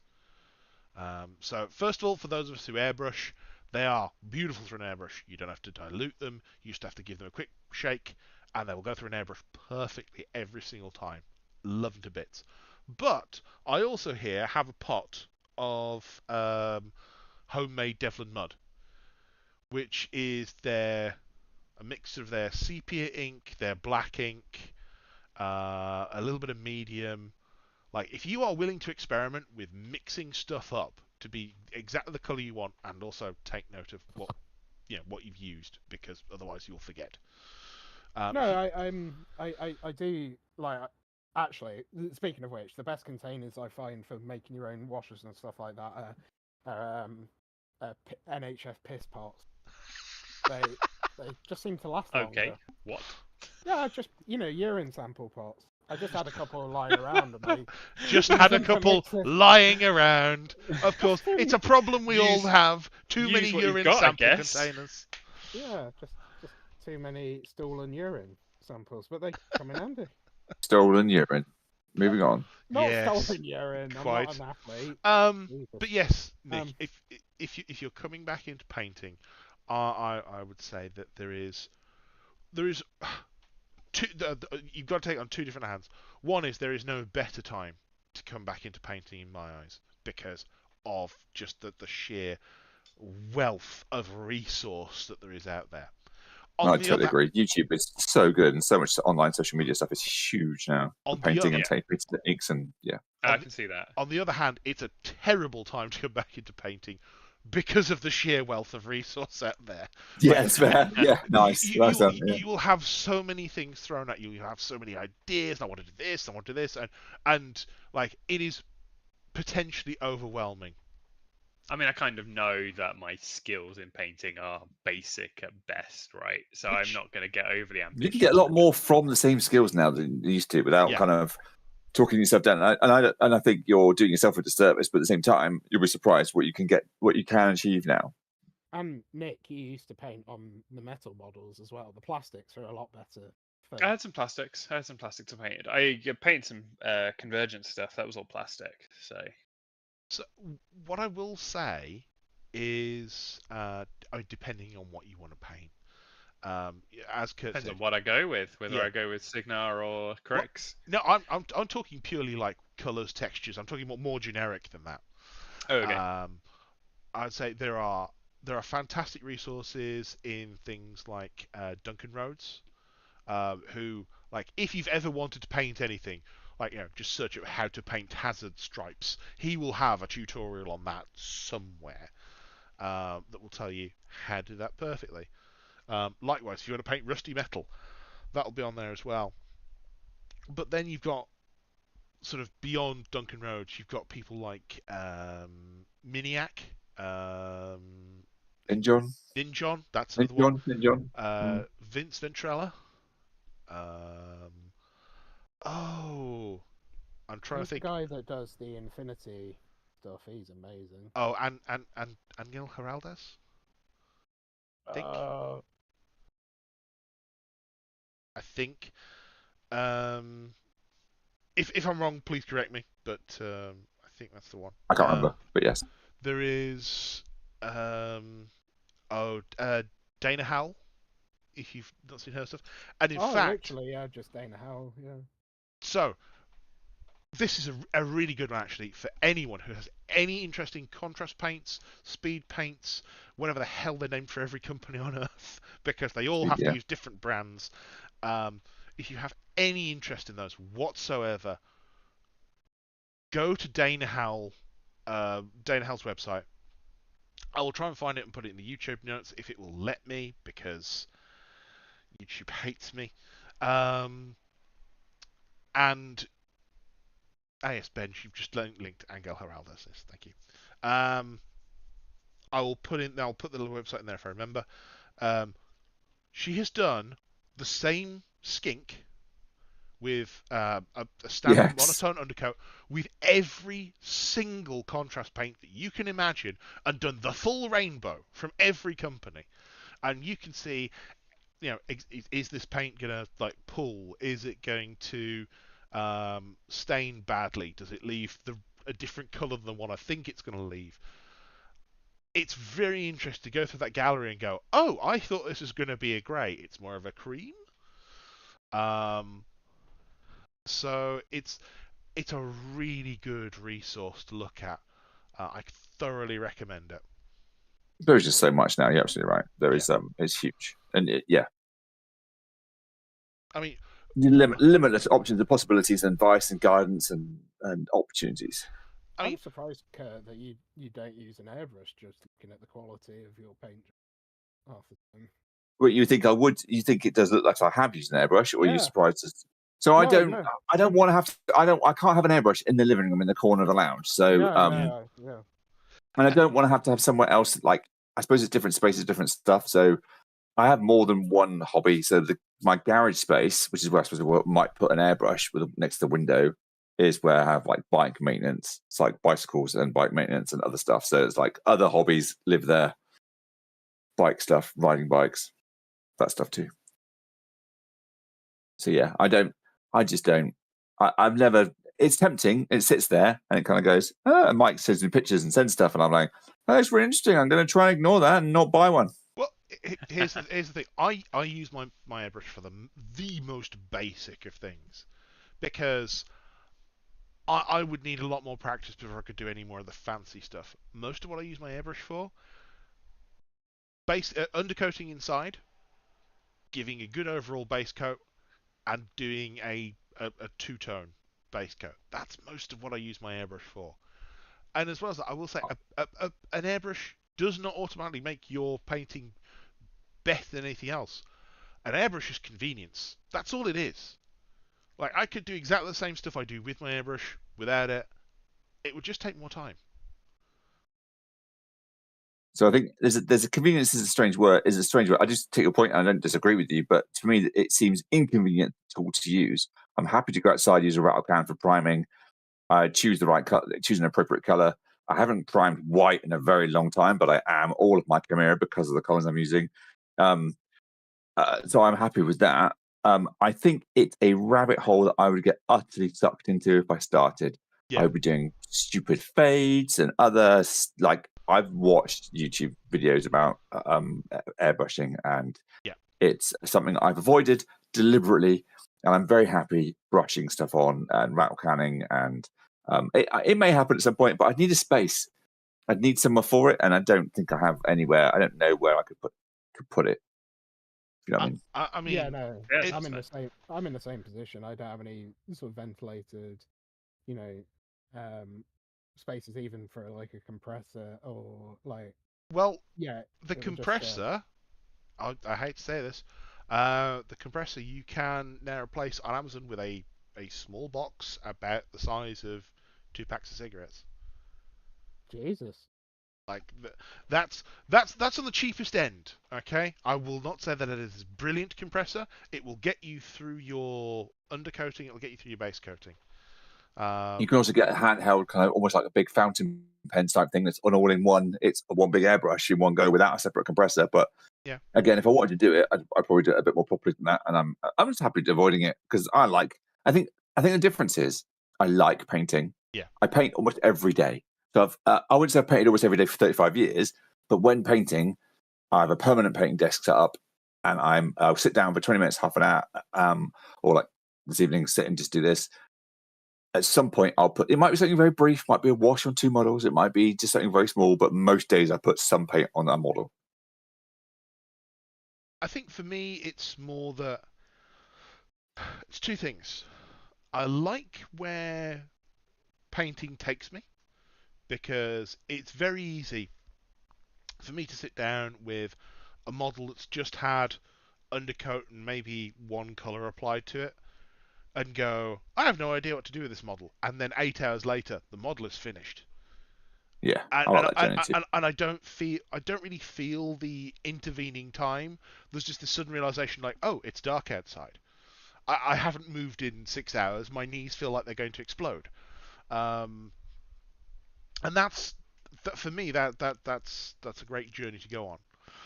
But the other one is, I like to have. This is a bit of a weird one.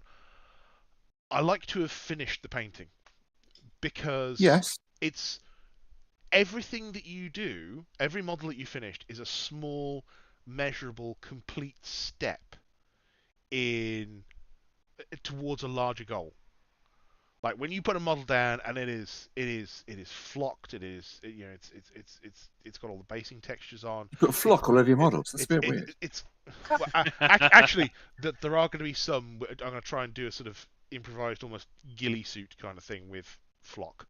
So we'll see how that goes. Are you sure that's not just going to look like you had a fan on when you were doing it? I don't know yet. I might just with it all written around the base. Depends, just mistakes were made. Yeah, the two options I have is that they've got capes, and I don't know whether I want to put. Oh, like I- a velvety type effect. Ah, Not quite. I Oh, want to okay. make it look like a meadow kind of effect because they're going to. Oh, They're snipers. what else? I see. Kai, right, gotcha. Yeah. So I don't know whether I want to go with the Tamiya mud pen that I've got, Why'd you which say that? That's very cool. I or like that. or go with flocking and some of the The leaf litter. I like it. the Yeah. dark mud that I've got. I was going to try it with some circle ages ago, some volcanic circle, and I got some astro granite stuff Yeah. to use as war paint, that's sort of like caked on mud on the skin. I do get carried away with ideas like that. I've got my Dark Angels have volcanic sort of molten lava bases, and it's way too much work, but I do love it. But it takes so long Yeah, to do the bases. Like paint the base orange and do swirly kind of yellowy effects in it, then cover it in crackle paint, then wait for that to dry off, and then dry brush it black. And hope you can pull enough through the. It does work. It looks really good, but it's just like this is insane. I like those $4.99 bags of city rubble things you get off eBay, where you get enough like dust, small rocks, bricks. That's what I'm currently doing on my bases, and it's just, okay. Is there no market for 3D printed bases that? Oh yeah, There's loads there of them. is. Yeah. There's loads of them. Fair enough. Do you remember my trolls? My new albino trolls. Maybe cuts in that. New old so- albino. Most of the character or major beasts and character trolls were on resin cast bases, which are now quite difficult to get to. Let's not get into a Brexit debate. Yeah, I did a lot of those sort of bases, and you can buy 3D anything now. But I suppose I went the other way because also basing can get very expensive as well if you're not careful. So Yeah. building wooden ship bases out of lolly sticks is all my blind bloods are on wooden lolly stick bases, looking like the deck of a ship. I mean, You just got your daughters to eat ice cream during summer, right? I did what? Sorry. just bought more ice creams for your daughters in summer and saved. Yeah, and I just kept the lolly sticks. Yeah, that's right. Yeah. It's entirely what I did. Yeah. see, I just bought a bag full of coffee stirrers. I could have just bought Yeah. some rocket lollies from Sainsbury's instead. Oh no. You could have eaten them as well. Yeah. I bought cheap lolly sticks. You could have just bought the actual lollies. Yeah. Yeah, terrible. But no, this is another case of things that have changed in the last, I want to say, well, 10, 15 years, in that the access to stuff for basing has changed, like, really radically. Because, well, it just used to be goblin green, didn't it, and a bit of flock. well, even 15 years ago, let's say, I mean, I was doing my Cadre how I presume most people did their base at that point, which was just add, put a bit of PVA on, put some sand on top, wait for that to dry, get some battlefield brown, put that on, get some graveyard earth, or what was the rule paint? Devlin or something. Yeah. No, the rule paint. The Oh, do you mean the textured paint, the kind of no, outdoor paint or something like that? it was so every range has this one paint, and I can't remember the name of it. It's normally like graveyard earth or pale sand and it's a Rullic paint. I can't remember what the name of it is though. It's bothering me for the P3 range. But anyway, it's a paler paint that you've got your battlefield brown down and you just dry brush over the top, and it just adds that little bit of texture to it. And then you stick some flock on top or whatever, or some tiny crush up seashells or stuff. And that was it for basing. But now you can buy 3D prints of any base you want. You've got resin stuff all over the place. I have actually switched from doing the PVA and sand because Vallejo sell very, very, very large pots of. In fact, have I got one here? That's it. Diorama. No, not of sand. I still have a pot of sand just in case. If I want to go retro. Everyone's going with all these 3D printed bases. Just go back to the old school. But I have Vallejo Diorama FX thick mud, and it is a 200 ml pot that's not much more than GW sells a 25 ml pot for. Just saying. That is a combination of sand, paint, putty, a couple of other bits and pieces, which creates this rather pleasing and tough basing solution. And it's thick enough that you can texture it, you can dilute it down. A bit like the texture paint GW does, but it's obviously bigger pots and sounds like it works a bit better too. Yeah. And this stuff as well. One thing I will say is that unlike GW, you do have to leave it to dry. Really leave it to dry. As I discovered when I wanted to do snow. Did I ever tell you this story? So no painting it on the night before a tournament then? We'll get to that one. So when I tried to do snow, I painted this thick mud on one of the bases, waited until it was dry. It was not only touch dry, you could press into it and it wouldn't move. So I thought, that's dry. Reasonable enough, I thought. Yeah. I'm guessing this is incorrect. So, I have on my desk also some AK terrain snow, which is meant to do like deep packed snow. And I was going to do like a snow track through it so that you could see the mud beneath. And then you use some water effects to do like little pools of ice in the bottom of the mud. It's going to be nice. Very cool. However, I put the snow on, left that to dry, came back. Because I had not fully allowed the thick mud underneath to fully cure, it had leached all its colour into the snow. Oh, it didn't kind of come through, but the snow went very brown. No, the snow didn't go brown. It didn't leach all the colour. It only leached some of the colour. So I had some lovely... What's like light brown? Lovely, thick, packed yellow snow. Nice. So that's like if you... So did you know if you use PVA and like baking powder or mixture of baking powder and baking soda, that makes really nice looking snow. If you don't put any white paint in it, it will go yellow in about 6 months. But if you put a bit of white paint in the mix, it doesn't. I've used that before on snow bases. It's if you do it on its own, it will go yellow. I do have right here a box of I'll brush the dust off. There we go. A box of Citadel snow. Oh really? God, that's going back a bit. When's the last time did that? Well, it has gone a rather horrible yellow over time. I keep it just for demonstration purposes. It's bad. It's all fibre as well, which I don't know how you're meant to apply it. I've used some with a lolly stick, PVA, some with super glue. It never quite looked right. Yeah. Don't eat this, kids. It's bad. Does it say don't eat it?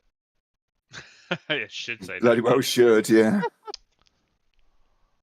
It says Keep warning. GW didn't sell anything. No, doesn't say don't eat it. Oh my god. And there's a whole pot of it just sat right here. Do not eat it, Mike. It says for ages 12 and up. No matter how much you beg, no matter how... Anyway, moving on. What's interesting though is the fact that the hobby line is one of the few places where GW's kept a separate brand name. Weirdly. That's odd. They finally Yeah, that's true. Yeah. They finally binned off what was the name of that? Forge World. When they redesigned the website. Yeah. So yeah.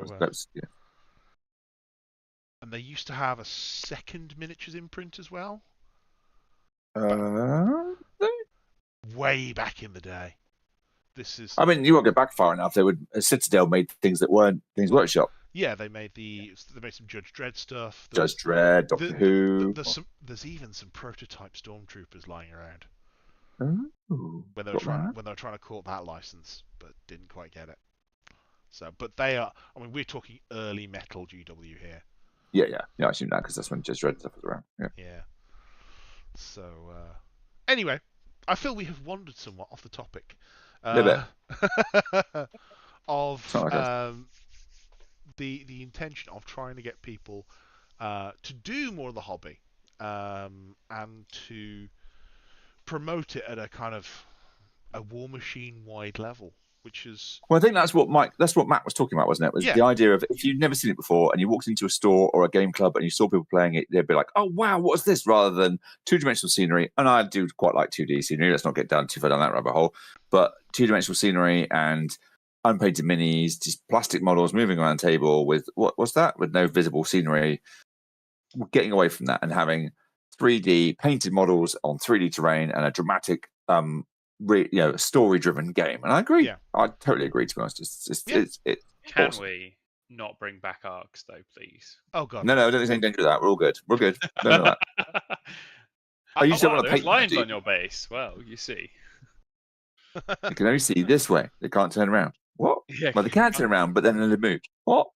Hang on. Can he see based off his head or off his shoulders? Which way does shoulders Depends face? where you arc it. You choose a point to be the front of the arc, and then you arc it accordingly. Yeah. No. Arcs. In the hotel the night before. What? In the hotel Doesn't the matter. night before the tournament. Somehow, every tournament you have models that need arcing, even if you're playing the same list you've played many times before. Yes. I actually think I used to like the look of arced bases. They were a thing, but I also recognise no one had any accuracy with how they were painting those arcs. Like they would wander by a few mil on each model. It probably averaged out okay, but like yeah.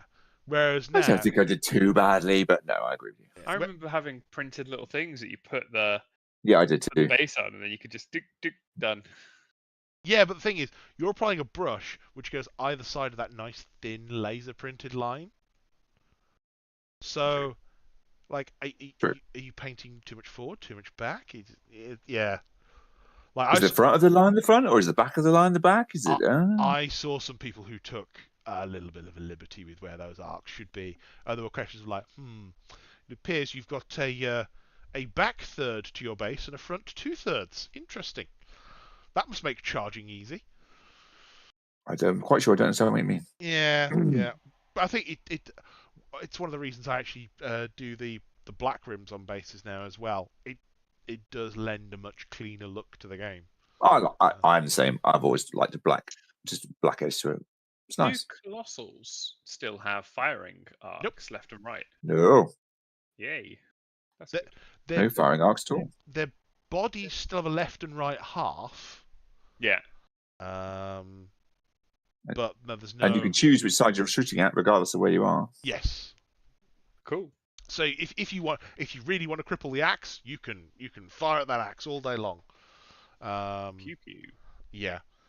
But no, the Steamforge base I actually have my Mastodon on has no arcs on it. There's no divots. Well, actually, no, it's not a Steamforge one. It's a privateer one. But there's no arcs on it at all. So yeah.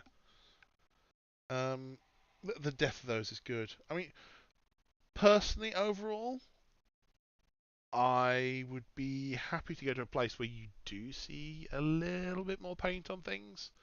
Yeah, I agree with that. Um, I don't believe we should. I don't believe we should guilt people, and so it's a weird conversation, isn't it? On the kind of competitive painting hobby kind of thing. But at the same time, I like painted armies. I like seeing them across the table. I like having my army painted. But at the same time, I don't think anybody should be made to feel bad because if they haven't, especially when armies are new as well, there's a time frame to that too. But then, and to be honest, last year's Welsh, yes, we're still talking about the Welsh. One of the first things I did when I walked in was walked up to Mr. Perkins, who had his Legion on the table. I'm like, Jamie, it's been like 10 years and your Legion's still not painted. They weren't the same army, of course, and I knew that, but it was entertaining. Mate, I'm trying to think. Back in the day, wasn't there in Warhammer?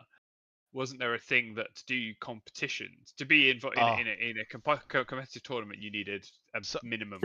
So I can talk about this from a personal experience angle. Depending on the event, there are various things. So at the top level, yes, you will need a fully painted army. At the level of events I go to that are more small, local, fun events. Yeah. there Which is is exactly the route I was gonna sort of say. there is a slightly different thing. Yeah, like no one will expect you to show up to a local club, uh, especially not a local club during the week, but a local club weekender, and have a fully painted army. It's nicer if you do have the painting, and we used to have painting prizes at those kind of events, right, to try and encourage people to bring painted models. what they have. But if you're at a convention level, regional, national sort of level of competition, that does feel like something that should be paint required. That's something where the game is being shown off and represented at these events. Yeah. Well, what they have at this local set of events that I go to is they say, okay, we do not expect that you will be fully painted. We'd like it if you are, because that's really cool. But what we'll say is that the minimum is it's got to be undercoated. Everything must be undercoated. Because for a lot of people, taking that first step of putting undercoat on a model, that is more likely to then sit there and bug them. It's like, the model's undercoated. You should just put a bit of colour on there. Like, okay, fair enough. Oh well, now you've got it all one colour. You got it base coated. Well, just get it 3 and up.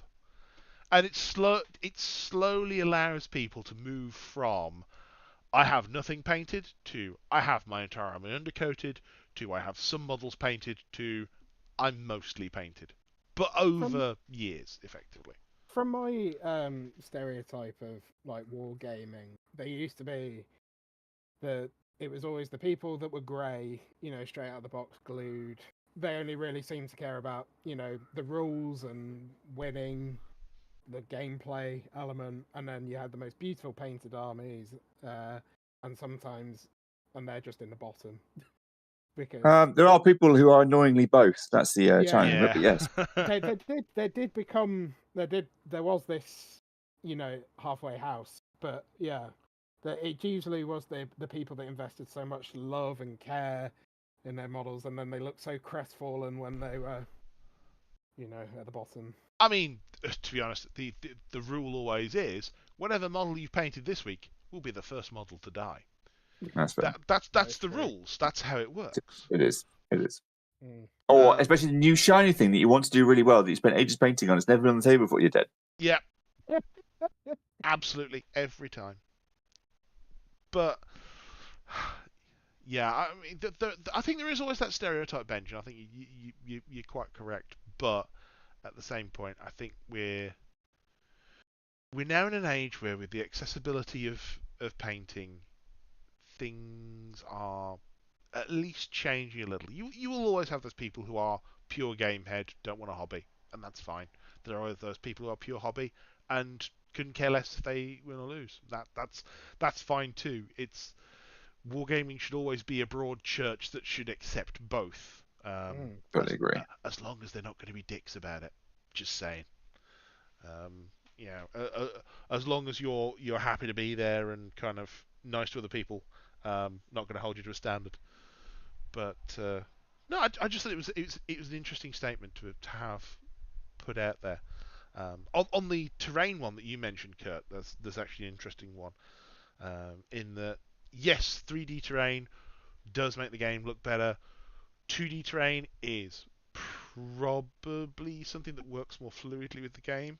I like 2.5 in the sense of what I like is 3D terrain that you can have a stand-in underneath it, so you can move the building without the placeholder moving underneath it, so that you can game around it without damaging the kind of a game state, so to speak. I think exactly where I was going. That's the utopia, I think, which is often what I play on, to be honest. Yeah. So the club I go to has a set of terrain from a place called it's bulldozer terrain from Monstrous Makings, and it's all 3D printed stuff. But what they have is that primarily they sell for £5 a set of MDF scenery zones. And then if you buy a building, it will come with a little thing that fits underneath so that you can just lift the building off and cool. the underneath stays there. all the zones, you can buy like, hey, here's a 3D printed set of tall grass. Here are some 3D printed trees. Here's a 3D printed squall. So you Sounds have, ideal. yeah. So you have effectively the best of 2D terrain and the best of 3D terrain on the same table. Obviously, going back to the other discussion, you do still have to paint it, but it's nice and it's not unreasonably expensive. You know, £5 for a lot of the zones. The buildings are a bit more expensive. They go up to £30 each because they're honking great lumps of resin, take a while to print. But if you just want some squalls, some tall grass, some whatever, and you can, I mean, you can knock buildings together at a plastic art if you want to. But yeah, it's like with anything, you know, you can assemble something fairly quickly if you want to. Cool. Sounds great. Sounds like the direction we should be going. I totally agree. Yeah. Or aiming for, at least. Yes. I think it's the direction that looks. We have the technology. We I mean, can make terrain that is both looking good and functional. What I will say is going to a little bit of not a tournament report because it just isn't. We're not that kind of podcast. No, I did go to War Manchester at the Northwest Gaming Centre, which I haven't been there for years. It hasn't changed a bit. It's still the Northwest Gaming Centre, which means it's still quite a nice place. Much improved from the horror stories of many years ago. Oh yes, but let's not go there. But that was all on 2D terrain, as far as I remember, and that still worked fairly well. But having played on a lot of 2.5D recently, it all of a sudden it did kind of strike home of like, oh, this is how things used to be. Oh, and it was suddenly a very different feeling game. What I will say is I didn't do well at the event.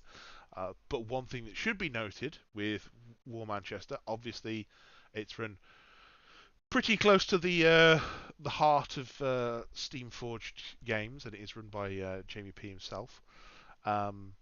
Next year, that'll be switching to a 2-day format. So it will become one of the effectively premier War Machine 2-dayers. So this year it had like 16 tables of War Machine. It had some Guild Ball going on. Cool. There was weirdly enough some bolt action going on. Okay. But that was kind of filling out the venue. It's like it was very strange to walk into a venue of that size and just see it pretty much full of people. It's not something that.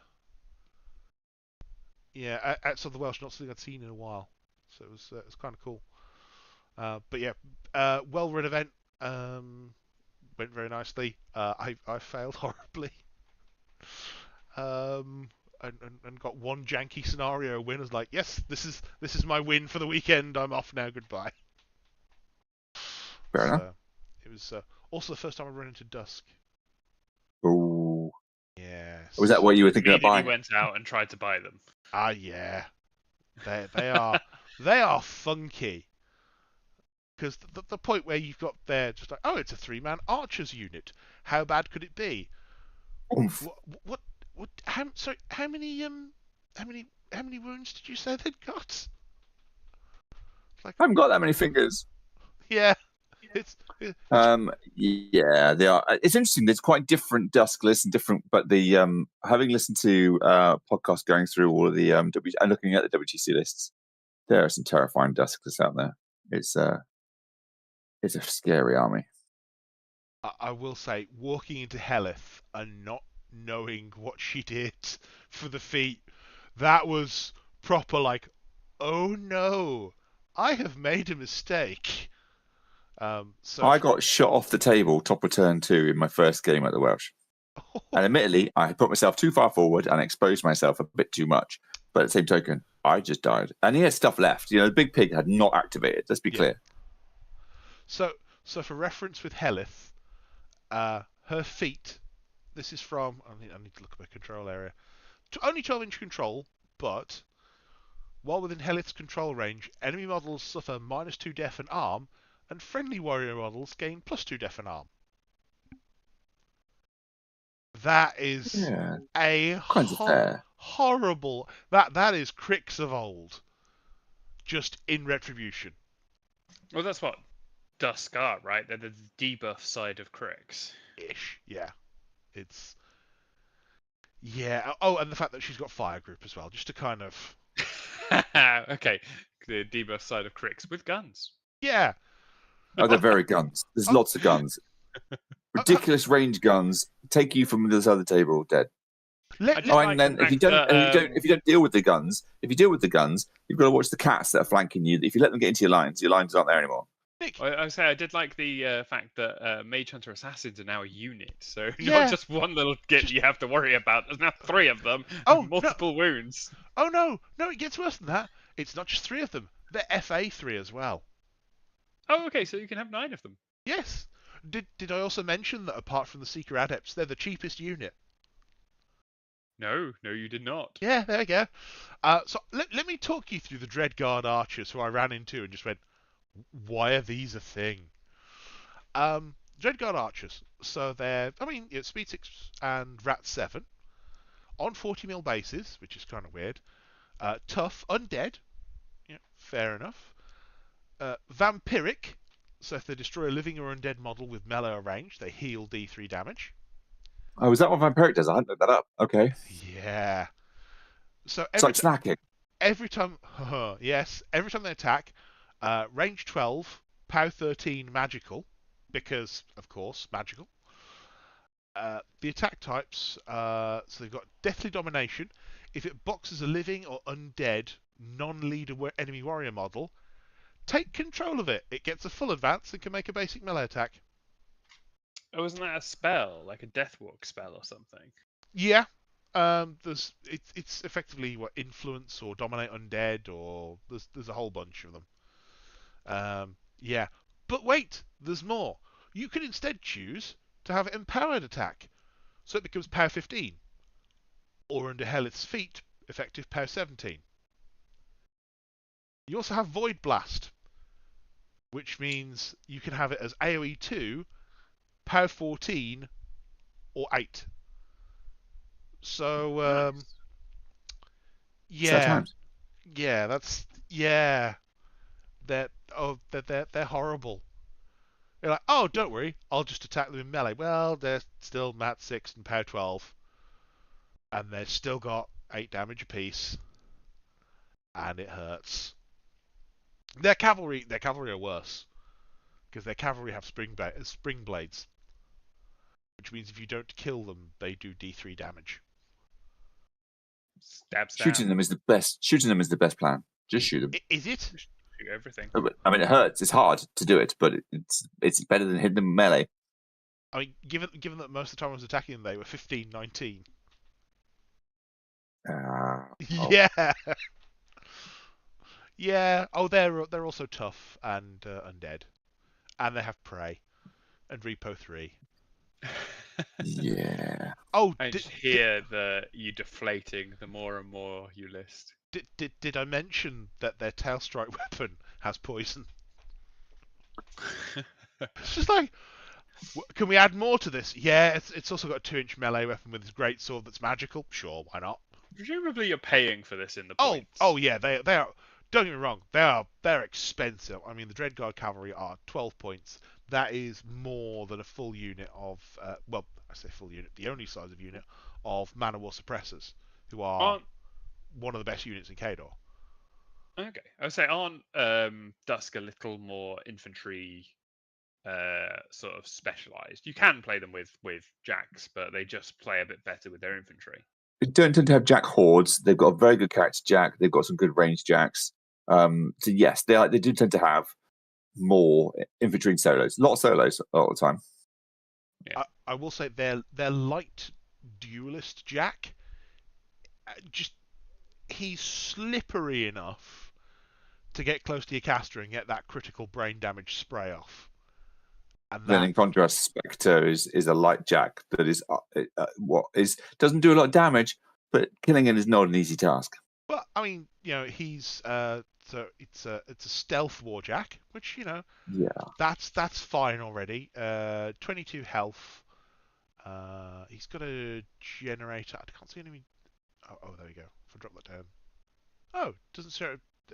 No power field. Oh, 'cause it's a light. Yes. Yeah. Is this Israfale?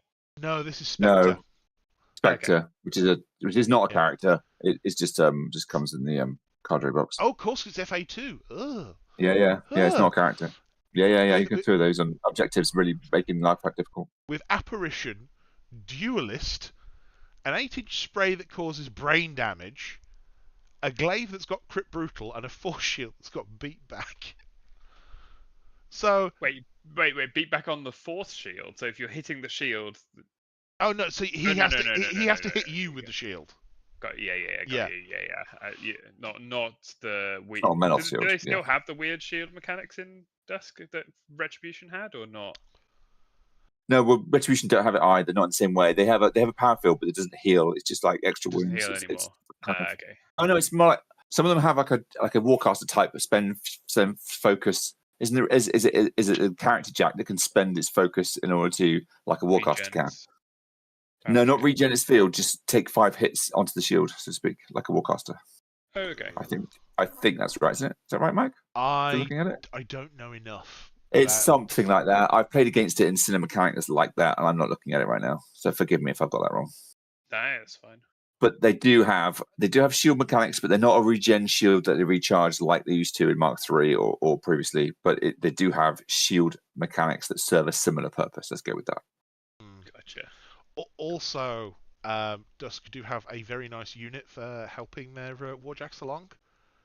If you've ever seen this one, Seeker Adepts. Seeker They're Adepts. very fancy mechanics. Yeah, 3 of them. Well, they're not mechanics per se, but they've got Empower. So, it's like, oh, my Warjack's powered up. Well, I'll use 2 of my Seeker Adepts to put that on 3 focus for reasons. Oh, and also I can use Exorcism on it.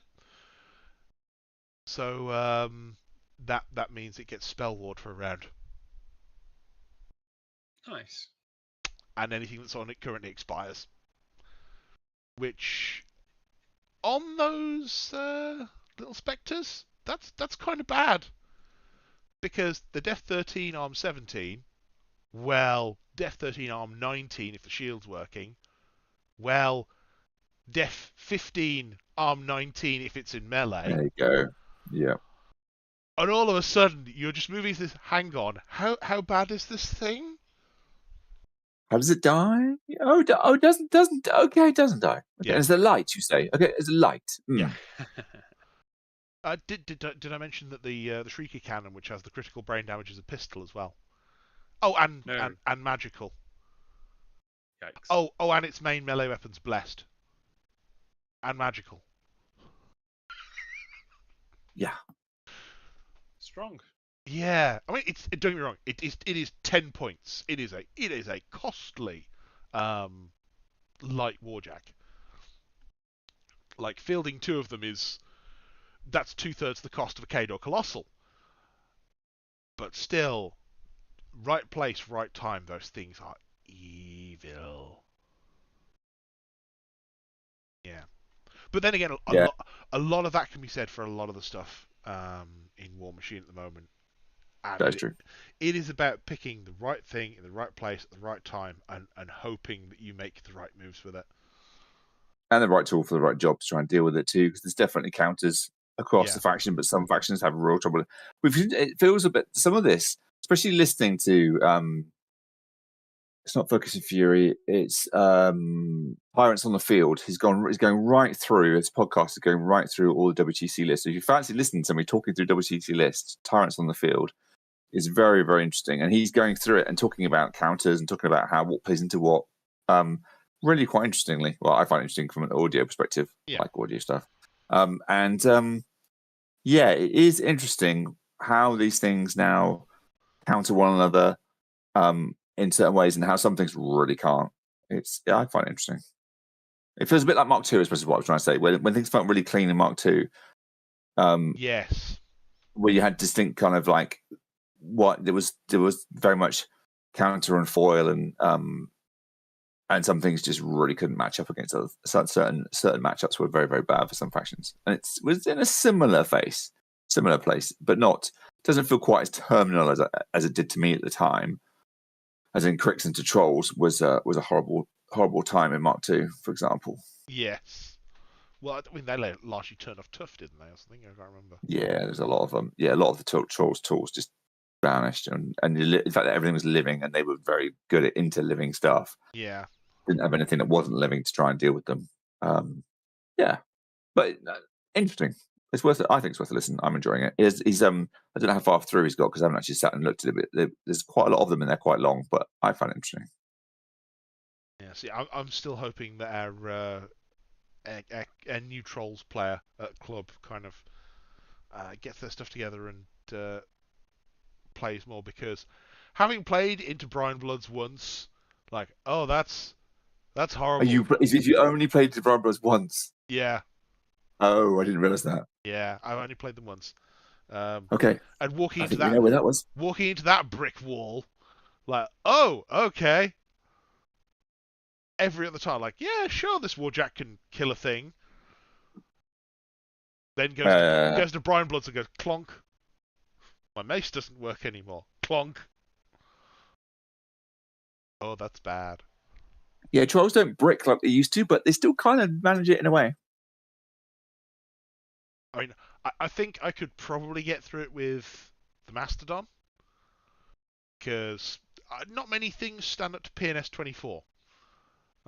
True. Very much. Not gonna lie, but it's still proven inadequate occasionally. And also delivering that Colossal. Yeah. A lot of things now can just go, oh look, a Colossal, delete. Oh. Or combine fire buffs and debuffs, and then yeah. Yeah. It's yeah. I will agree with you in that the game is Mark II interesting. Yeah, I think that's a really good way to put it. I think without an awful lot of the what was it? I was going to say the negatives, but I actually can't remember any huge negatives. I think balance is better. Yeah. It is just interesting. That is the best word for it. That's why you've got a smaller pool. Things should be much easier to balance. It becomes difficult the more and more you keep adding into it. Yeah. But I mean, it never felt like there was an unplayable faction in War Machine in Mark II. Haley too, but yes. I mean, even Haley 2 was beatable. True. Yeah. It was hard. Don't get me wrong. But sorry, you were saying, I said Nick? unplayable rather than unbeatable. But yeah. Well, I mean, okay, actually, yeah, that would meet the definition of unplayable, because if you're facing a Haley player, you didn't get to play the game. Well, I'm sorry for tormenting you both with Haley for so many years. So many it was Andrew Galea that's coming to mind in my head. Yes. I will never forget that one time at the Irish Masters, where the turn passed, I started moving stuff, and I could just see the colour drain from my opponent's face. I just heard the words, "I forgot to feed." Like, yeah, you did. Right, so let's just measure the charge range of the Great Bears to E. Haley. Shh, yep, they're in. 3 Great Bears on E. Haley. No. But I've got set defense. I don't care. Good. Well done. It just feels good when you get to do stuff like that. Much as I imagine it must have felt good for that Scorn player who managed to taunt a P. Haley player into firing a pistol shot at their bronze back. I've got nothing else to do. The pistol is turn. I'll do a few points of damage on the bronze back. What do you mean it's got hyper aggressive? What do you mean it's within walking range? That was sadness. Ended up with a very mangled P. Haley. Yeah, mistakes were made, and it's how we learn, isn't it? I think the when you play in an event and you don't have a take back and you just have to live with the consequences, that's when we learn a lot, isn't it, about this game? Yeah. Well, I would say, on the subject of takebacks, we probably should, I'm guessing, start wrapping up sometime soon. on the subject of takebacks, it's like, if you're at an event, just be like slightly considerate. There are takebacks and there are takebacks. If there's a massive tactical gaff, and you have to rewind half the game, no takebacks there. Just roll with it. But if someone says, "Oh, I didn't move something at the end of my turn, and you haven't done anything on yours yet," just flip the clock back and just go, "Yeah, do you think?" My first outing of Chimera last week was into Matt with his Legion, and I successfully ran a wide.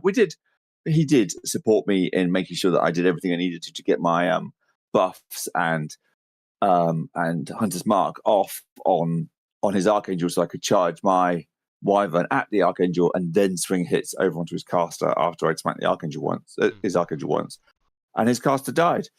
And then we talked for about 25 minutes, nearly half an hour. Didn't really move anything, just talked about it, looked at the game, and he went, "Oh my god, I had transfers." He just ignored the stack of focus. They just moved just a bit too far away for him to remember that he had transfers. So I was like, "No, we can do that. We can just do the transfer." And then, of course, that set him up to counter assassinate, and it was hilarious. We both felt like we won because it was like, "No, let's do it because we've got time, and I'm not packing up just yet. Let's just do it because we weren't going to get a second game in." Yeah, and it was very entertaining. So I killed him, and then he went, "Oh wait, I could have transferred those. Okay, go on then, do that." And then his Archangel just about managed to get around my Chimera, my Wyvern rather, killed my Wyvern with initial melees, and then shot at my caster, and killed him. It's like because I had no transfers because I got all in on the assassination. yeah. It was fun. It was hilarious. But yeah, so that was technically a take back, but at the same time, I made a mistake. So we both got to feel like we won. It was hilarious. I mean, I rather infamously did something vaguely similar in a tournament several years ago at this point, where someone asked if one of my casters had any anti-shooting tech. I forgot at the moment they asked it, caster had Feign Death, which, if you're knocked down, can't be targeted by shooting. Just Magnus? It was Damiano. Oh, I think. right. Was Damiano? I think it was Similar. Damiano. Either way, it completely slipped my mind at the point that question was asked. They then started their assassination run. One of the first steps was to knock him down. I was looking at the card at the time and went, "Oh, he's got Feign Death." At that point I realised, I have made a boo-boo here. Okay. So what I did was, to remedy the situation, I said, "Okay, we're going to rewind before that knockdown. We're going to flip the clock onto my time, and you're going to rerun whatever your assassination that you want to rerun until you're happy with it. And just let the guy have 10 minutes on my time." He got the win by getting the assassination, by doing it in a different order, but it was like, yeah, I have goofed. We're going to rewind. It's going to be on my time. You're fine. That's very fair. Yeah. Well, Good. At the end of the day, I'm not necessarily always there to win. I will try. Yeah. I will try to win. But if I am going to win, I don't want to be a dick about it in the process. Yeah, fair. So I would rather everyone goes to an event and has a good, fun time, goes away with nice stories about how they had great games, than one person going home going, "No, opponent didn't tell me that I got Feign Death and I lost because of it." It's like, I'm not that guy. Yeah. No, it's not fun. I agree. Anyway, are we at the point where we could move to, in an episode mostly about painting apparently, move to the painting table? Yeah, sounds like a plan. Okay. I mean, Kurt's been sat at the painting table all evening. Yes, I have. that is true. But we have to go in the order things are on the thing. So, if you're still there, Benj. No, he ran Bench, away. unfortunately, ran away earlier. Huh, he's still showing for the user list. Interesting. There are just the three of us now. Ah. So, Kurt. Hello. What's on your painting table? I have been painting Chimera this evening. I've been painting Talon Lashes, tidying up my initial unit, getting some solid paint on my second unit, and adapting the paint scheme with the colours the other way around of my Death Dealers. These are the big chunky kind of chunky guys in chunkier guys in Chimera, and my caster as well that goes with them. yeah, just he's got some more paint on him, and I've got my units are getting there. One's pretty much finished, and two are well on the way. Cool. I think I've settled down on my paint scheme now. It is what you've already seen. It is very pink with some sort of light greeny kind of petrol-y kind of flesh, and gold metal everywhere. Yeah, I at the moment I'm liking your paint schemes because they are much as I do play 40k as well, and enjoy that kind of aesthetic. Your paint schemes are definitely the anti-grimdark. I'm trying to be. I try, and that's what I went with the trolls, because a lot of my War Machine. We've both been playing this game for quite a long time. They started off with very much more. It's a dirty steampunk world that's everything's muddy, everybody's down in the mud and everything else. But somewhere between Holy Grail and I don't know what. But I want to try and get away from that. And Chimera is an excuse for the fantastical. And I like Brine Bloods I was trying to get away from it there on Brine Bloods as well. In that sense of originally doing these blue and like sea and the sea. I started off with a concept of going fiery with the Brine Bloods, but it ended up going more coral and I don't know, exotic fish type sort of warmer colours, but with the contrast to the blues. And I will say the first time I saw yours, coral was the word that just leapt to mind. So you kind of nailed that aesthetic. It was weird because it came from fire as a concept. But I was playing with color. And actually, even I haven't done it since toying with Space Marine colors. I even got one of the early photos of it, and even it just didn't paint on a PC, and just put color airbrush effect in Microsoft Paint across it. And I found it it's on my work laptop. I found it on the other day. I was like, oh my God, that's so close to what I ended up with. It was just that playing around with the yellow and the fire and cool. Yeah. I'm with it, but trying something different with the Chimera, and wanted to have that strong pink, but was trying to work out how to do it and what to put with it. Very neat, very neat. How about you? How about me? What's on my painting table? Well, I mean, there's plenty that's just left the painting table. So I've just finished off 2 units of. I always forget the name because in my head it's just Iron Fang shotgunners. That's it, Shock Trooper Gunners for Cadre.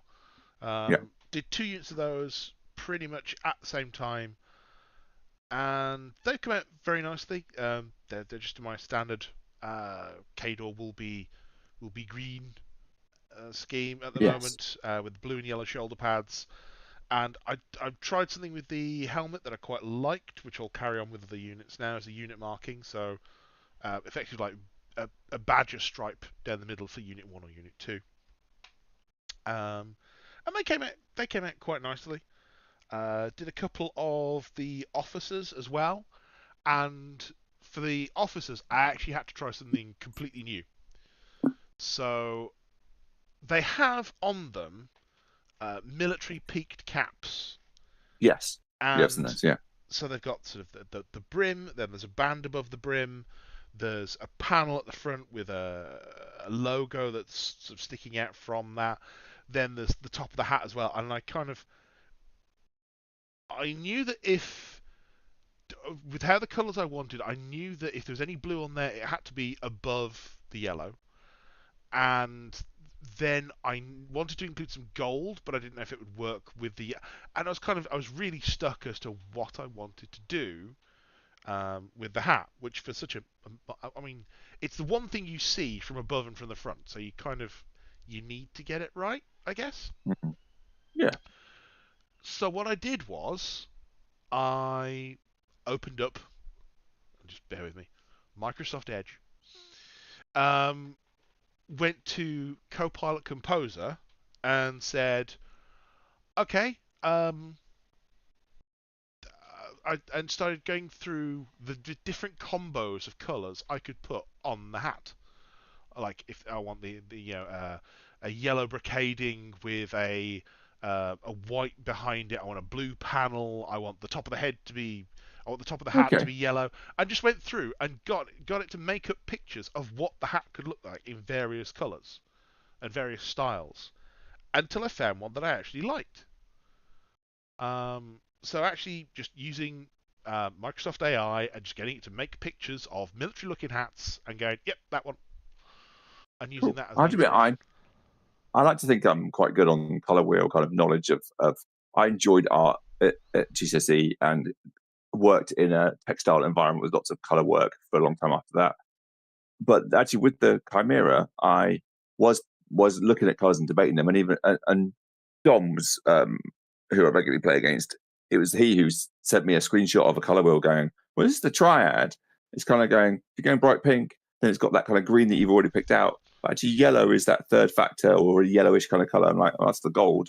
Which was at that point I brought the gold in, going, oh no, that works. It's interesting, isn't it? You sort of toy with stuff and you think you've got an idea, but when you either AI or you draw or you do something else, it's amazing how you can these things evolve, isn't it? And Yeah. come together.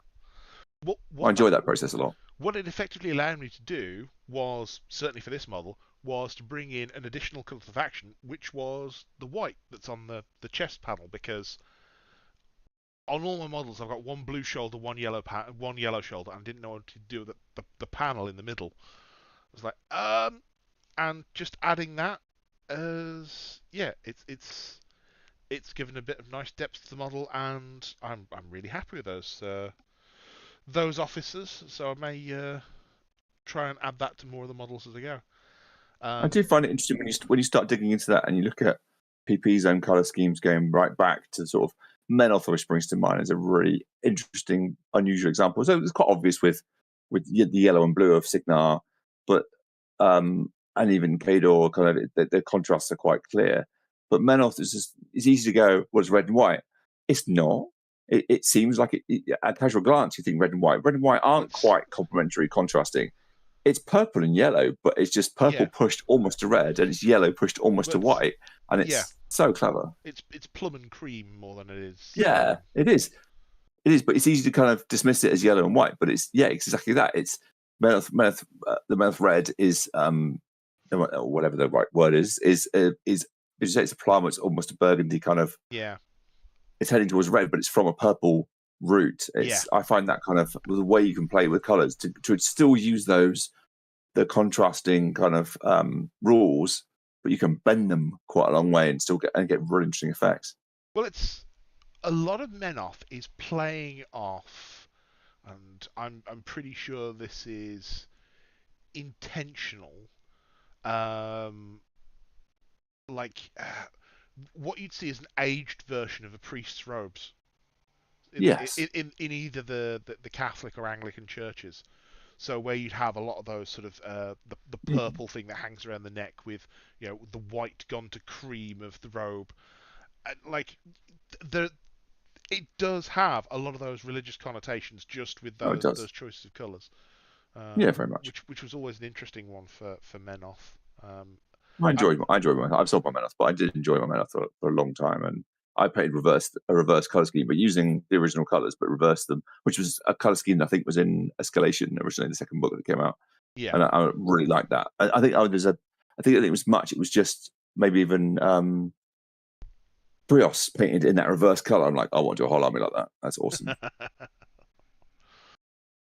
Yeah, no, I think that's actually.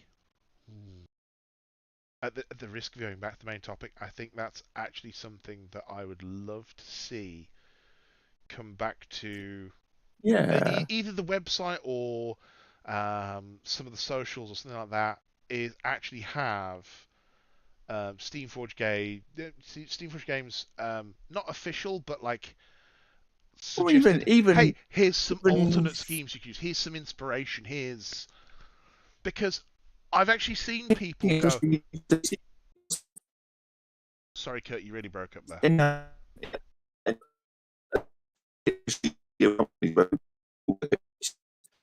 If Steamforged already start engaging a big way on social media, but take other people's armies and show the reverse, or show what the art of the possible. So like the way that my trolls are, the reverse of the color, the studio color scheme is that, you know, warmer, but they're still coral and sea oriented, but it's it's warmer tones rather than the blues, taking the opposite effect but giving the same sort of feel. And yeah, I think sharing, even if it's sharing the fan base kind of and other people's work, if it's photographed at a high enough level to give that inspiration, totally agree. It'd be awesome. Yeah, definitely. Okay, well, what's going to be going on next? And I just, I know it's going to break me because every time I've gone to try one, it has broken me so far. I'm going to try and get the Colossal done. Oh, I wonder if you can say that. The Colossal is base coated, okay? It is fully base coated. It's had its black green done. It's had its Russian green done. It's got the base texturing done.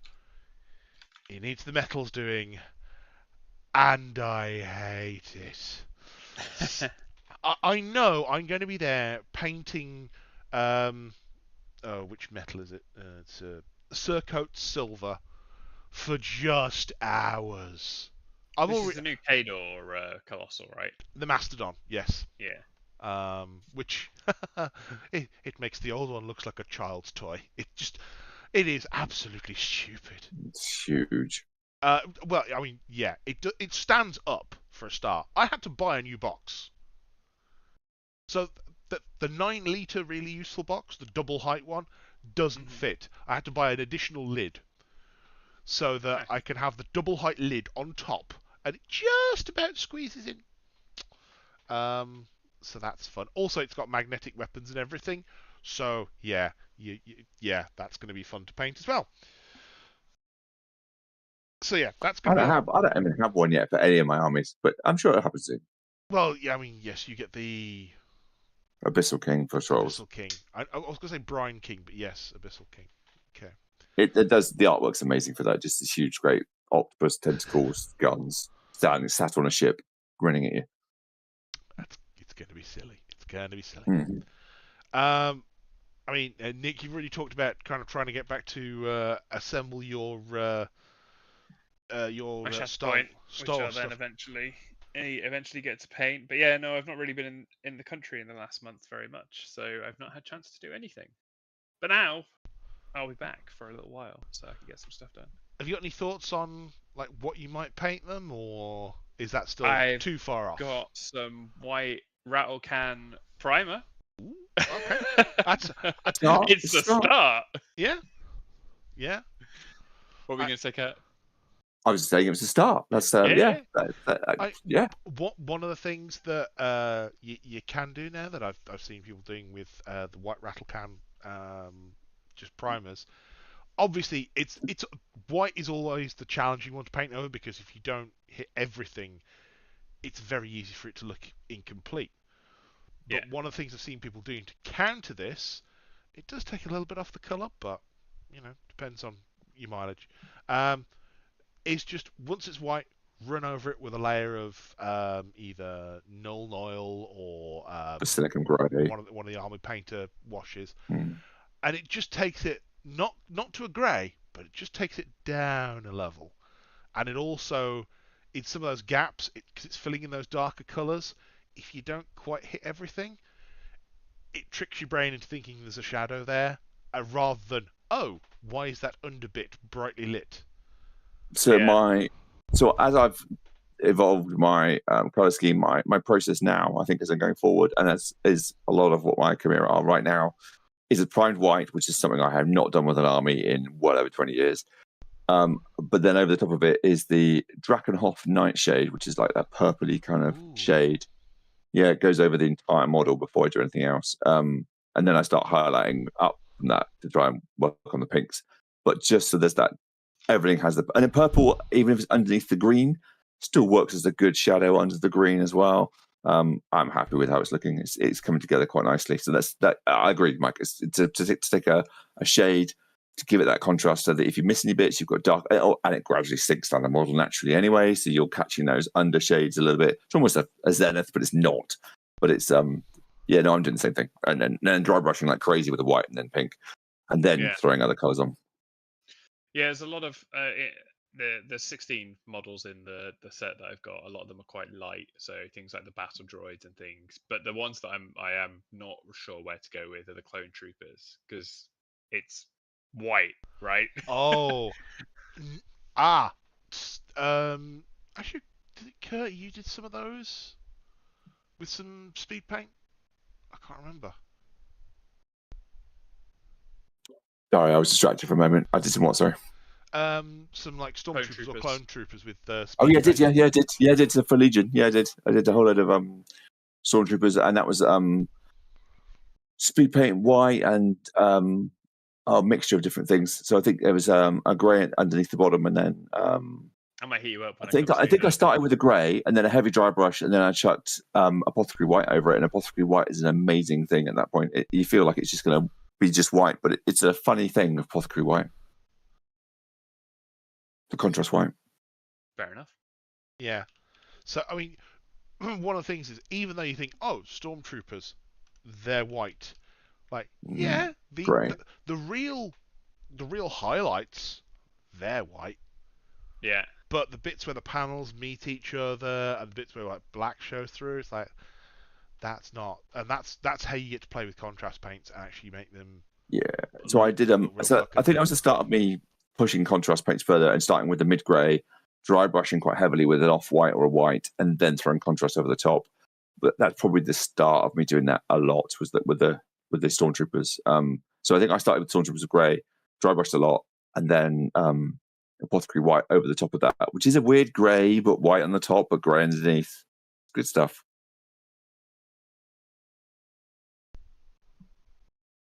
I don't know why I'm nodding. You can't see me nod. You can only hear things. Yes. That sounds like a good shout for it. And I think that Mike's right about the Zenith, but I don't rattle can Zenith. I have a tendency to do that pre-dry brush. It's a weird. It's like we used to overwash over the dry brushing effect at the end. I used to do that. I'd put a thin wash over, which would hide all those kind of dusty edges and stuff and make it look nice, give you a better blend. I'm perfectly capable of blending, and whether it's wet brush blending or two brush or any of those things. I've done all those techniques, but sometimes it's quite nice to start with a mid grey, dry brush right up, and then you put any contrast over the top of that, and it's the same principle as a Zenith spray airbrush. And there's so many different videos about slap chop and whatever else people are calling it, but it's been around for absolutely forever, even before contrast paints were around. Yeah, slap chop being a style of painting that is effectively speed paints over a zenithal. Like, yeah, it's just this buzzword that's come in the last few years, but yeah, a lot of people have been doing similar things with inks for goodness knows how long. But indeed, Nick, if you take a look at the link I've just put in the chat, which I'll also put on the show because it is the Dana Howell one from earlier, that shows you what apothecary white over just a white undercoat looks like and why you would possibly want to do it over a stormtrooper. The other possible ones that it shows there, probably Holy White from AP Speed Paints.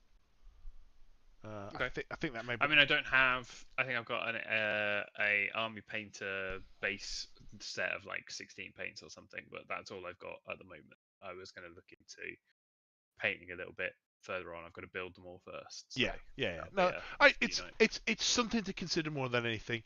And that page, if you ever do want to look at the contrast paints, is such a resource. And again, anything that you can just put straight over white and make it look that good in one coat, it changed painting forever. I treat contrast paints as the new base paints. They're just like I like the color range. I still keep expanding mine here and there. The Troll was meant I bought some new ones. It's a way of skipping 2 or 3 steps. It's not. I don't treat it as, and I can't imagine treating it as, there you go, one coat done. However, it's a really good way of one coat. Oh, I've had to done 3-4 steps in one go. It's great. Yeah, very much so. Anyway,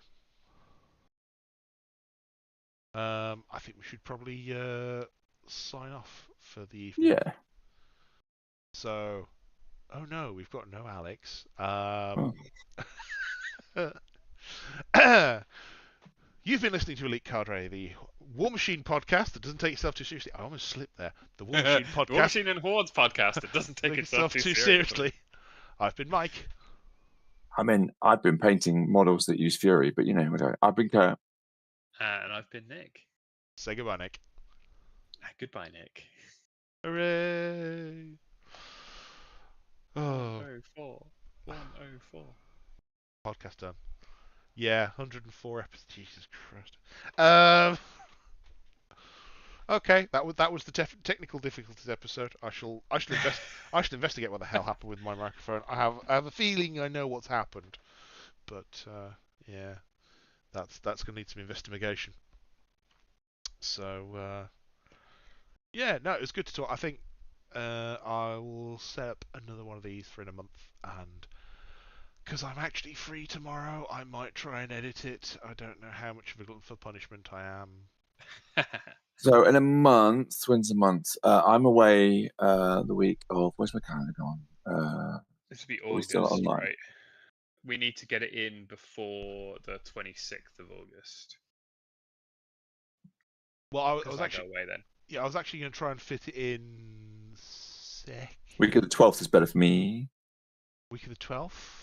Oh wait a minute! Which week am I? I'm away week of the 12th. So actually, week of the so Mondays are preferable to Wednesdays. Yes. Yeah. It was just this weekend. Cool. That's fine. So Monday the 19th, I'm away from the sort of 11th, 12th for that week. I'm around week of the 5th, and I'm around week of the 19th. So if I say 5th or 19th, and yeah. Okay. If you do the 19th, I will have just done a TI and Eclipse weekend, so I'll just talk about that the whole time. Ooh, Eclipse. Ooh. So I've played. I don't even know what that is. Do you know Twilight Imperium? Yes. Eclipse. Try not to. Eclipse is the more gamey version of it, the one that's it doesn't take 3 years. Yes, it's quicker. Yeah, you can't go slower, can it? It's quicker. It's less about social interaction and more about I can just beat you in the face until you die. Okay. Yeah, it's highly simplified in some of the good explanation things, but you can like build your ships to be certain designs. So someone can build like a missile gunboat, and you can be like, "Aha! I have a counter." Yeah. To that. It's much more component. There's none of this like we all have the same destroyer. You roll 3d10. It's very different to that. Okay. I really enjoyed the game. So Eclipse first edition or second edition? Oh, I don't know. Okay. They might be in a Kickstarter, so I assume second, maybe. Probably second. Then, I put cubes on things and make things happen. Yeah. Yeah. Yeah. No, that's good. Yeah. Like that. Okay. Well, we'll aim for the 19th then. Oh, I hadn't any other business, but Ren coming in distracted me. Oh. What was your any other business? I'm trying to edit it in. My end of the business is that I cycled 102 miles on Friday. Oh, nice. Couldn't you make it? I took a day off work, and instead of sitting and painting and doing anything else, I got on my bike at 5:30 in the morning, and I cycled 102 miles. You make it 104 to match the episode. No. Just circle the house a few times at the end. No, at the end I was dying and in so much pain. Yeah, no, I just wanted to see if I could do it, and I was like, I did like 300k rides last year, and I'll do some more 100ks, but I just wanted to prove that I could do 100 miles. So I did, just plotted out this route off into Dorset, and went and met my mum for lunch, and then at 72 miles, and I still had 30 to go after lunch, and went, oh my god, I'm gonna die. But I have, I've done a 100-mile ride on a bike. Very nice, very groovy. So there you go. With 2 punctures. There were 2 punctures as well in that process as well, which wasn't fun. We don't talk about punctures, not with my car. Is your car punctured again? Not at the moment. At the moment, all 4 tires have air in them. I don't trust it though.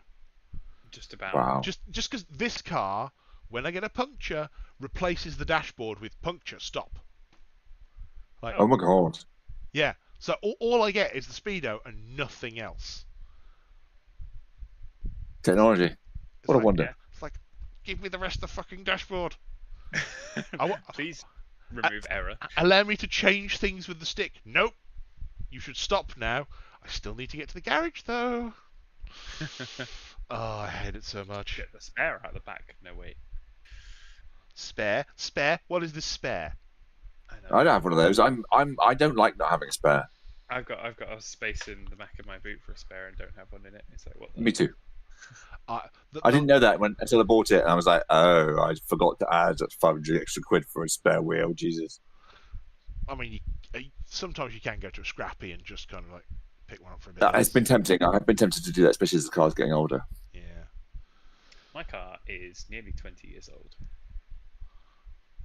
I bought mine from you, and it's 5, I think now. Mine was nearly new, and then a chimney fell on it. Oh, that's got to have been quite a while ago now. Well, mine's 6 in November. Yeah. I mean, at least it's not the car I drove into a tree. But in my defence, I had bounced off a BMW beforehand. In your defence, the tree wasn't there when last time you looked. Yes, pretty much. It's just that awful moment of seeing the tree approaching and going, "Oh no."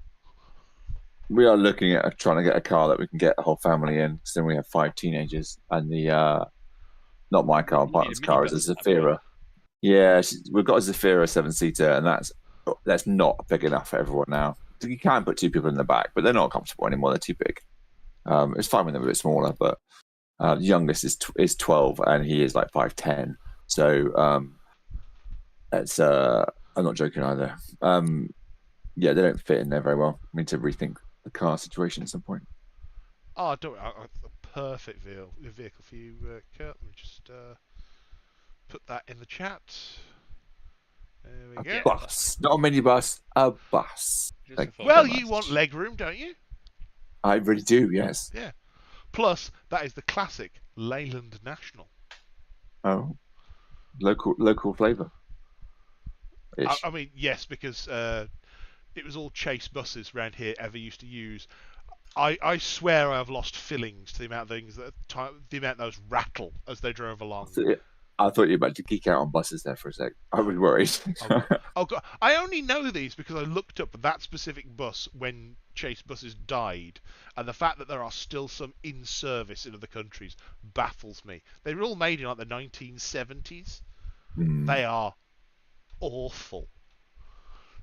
In fact, they are the source of one chipped tooth from when I fell asleep on one of their buses, and like it hit a pothole at the same time, so the rail of the chair in front slammed up under my chin.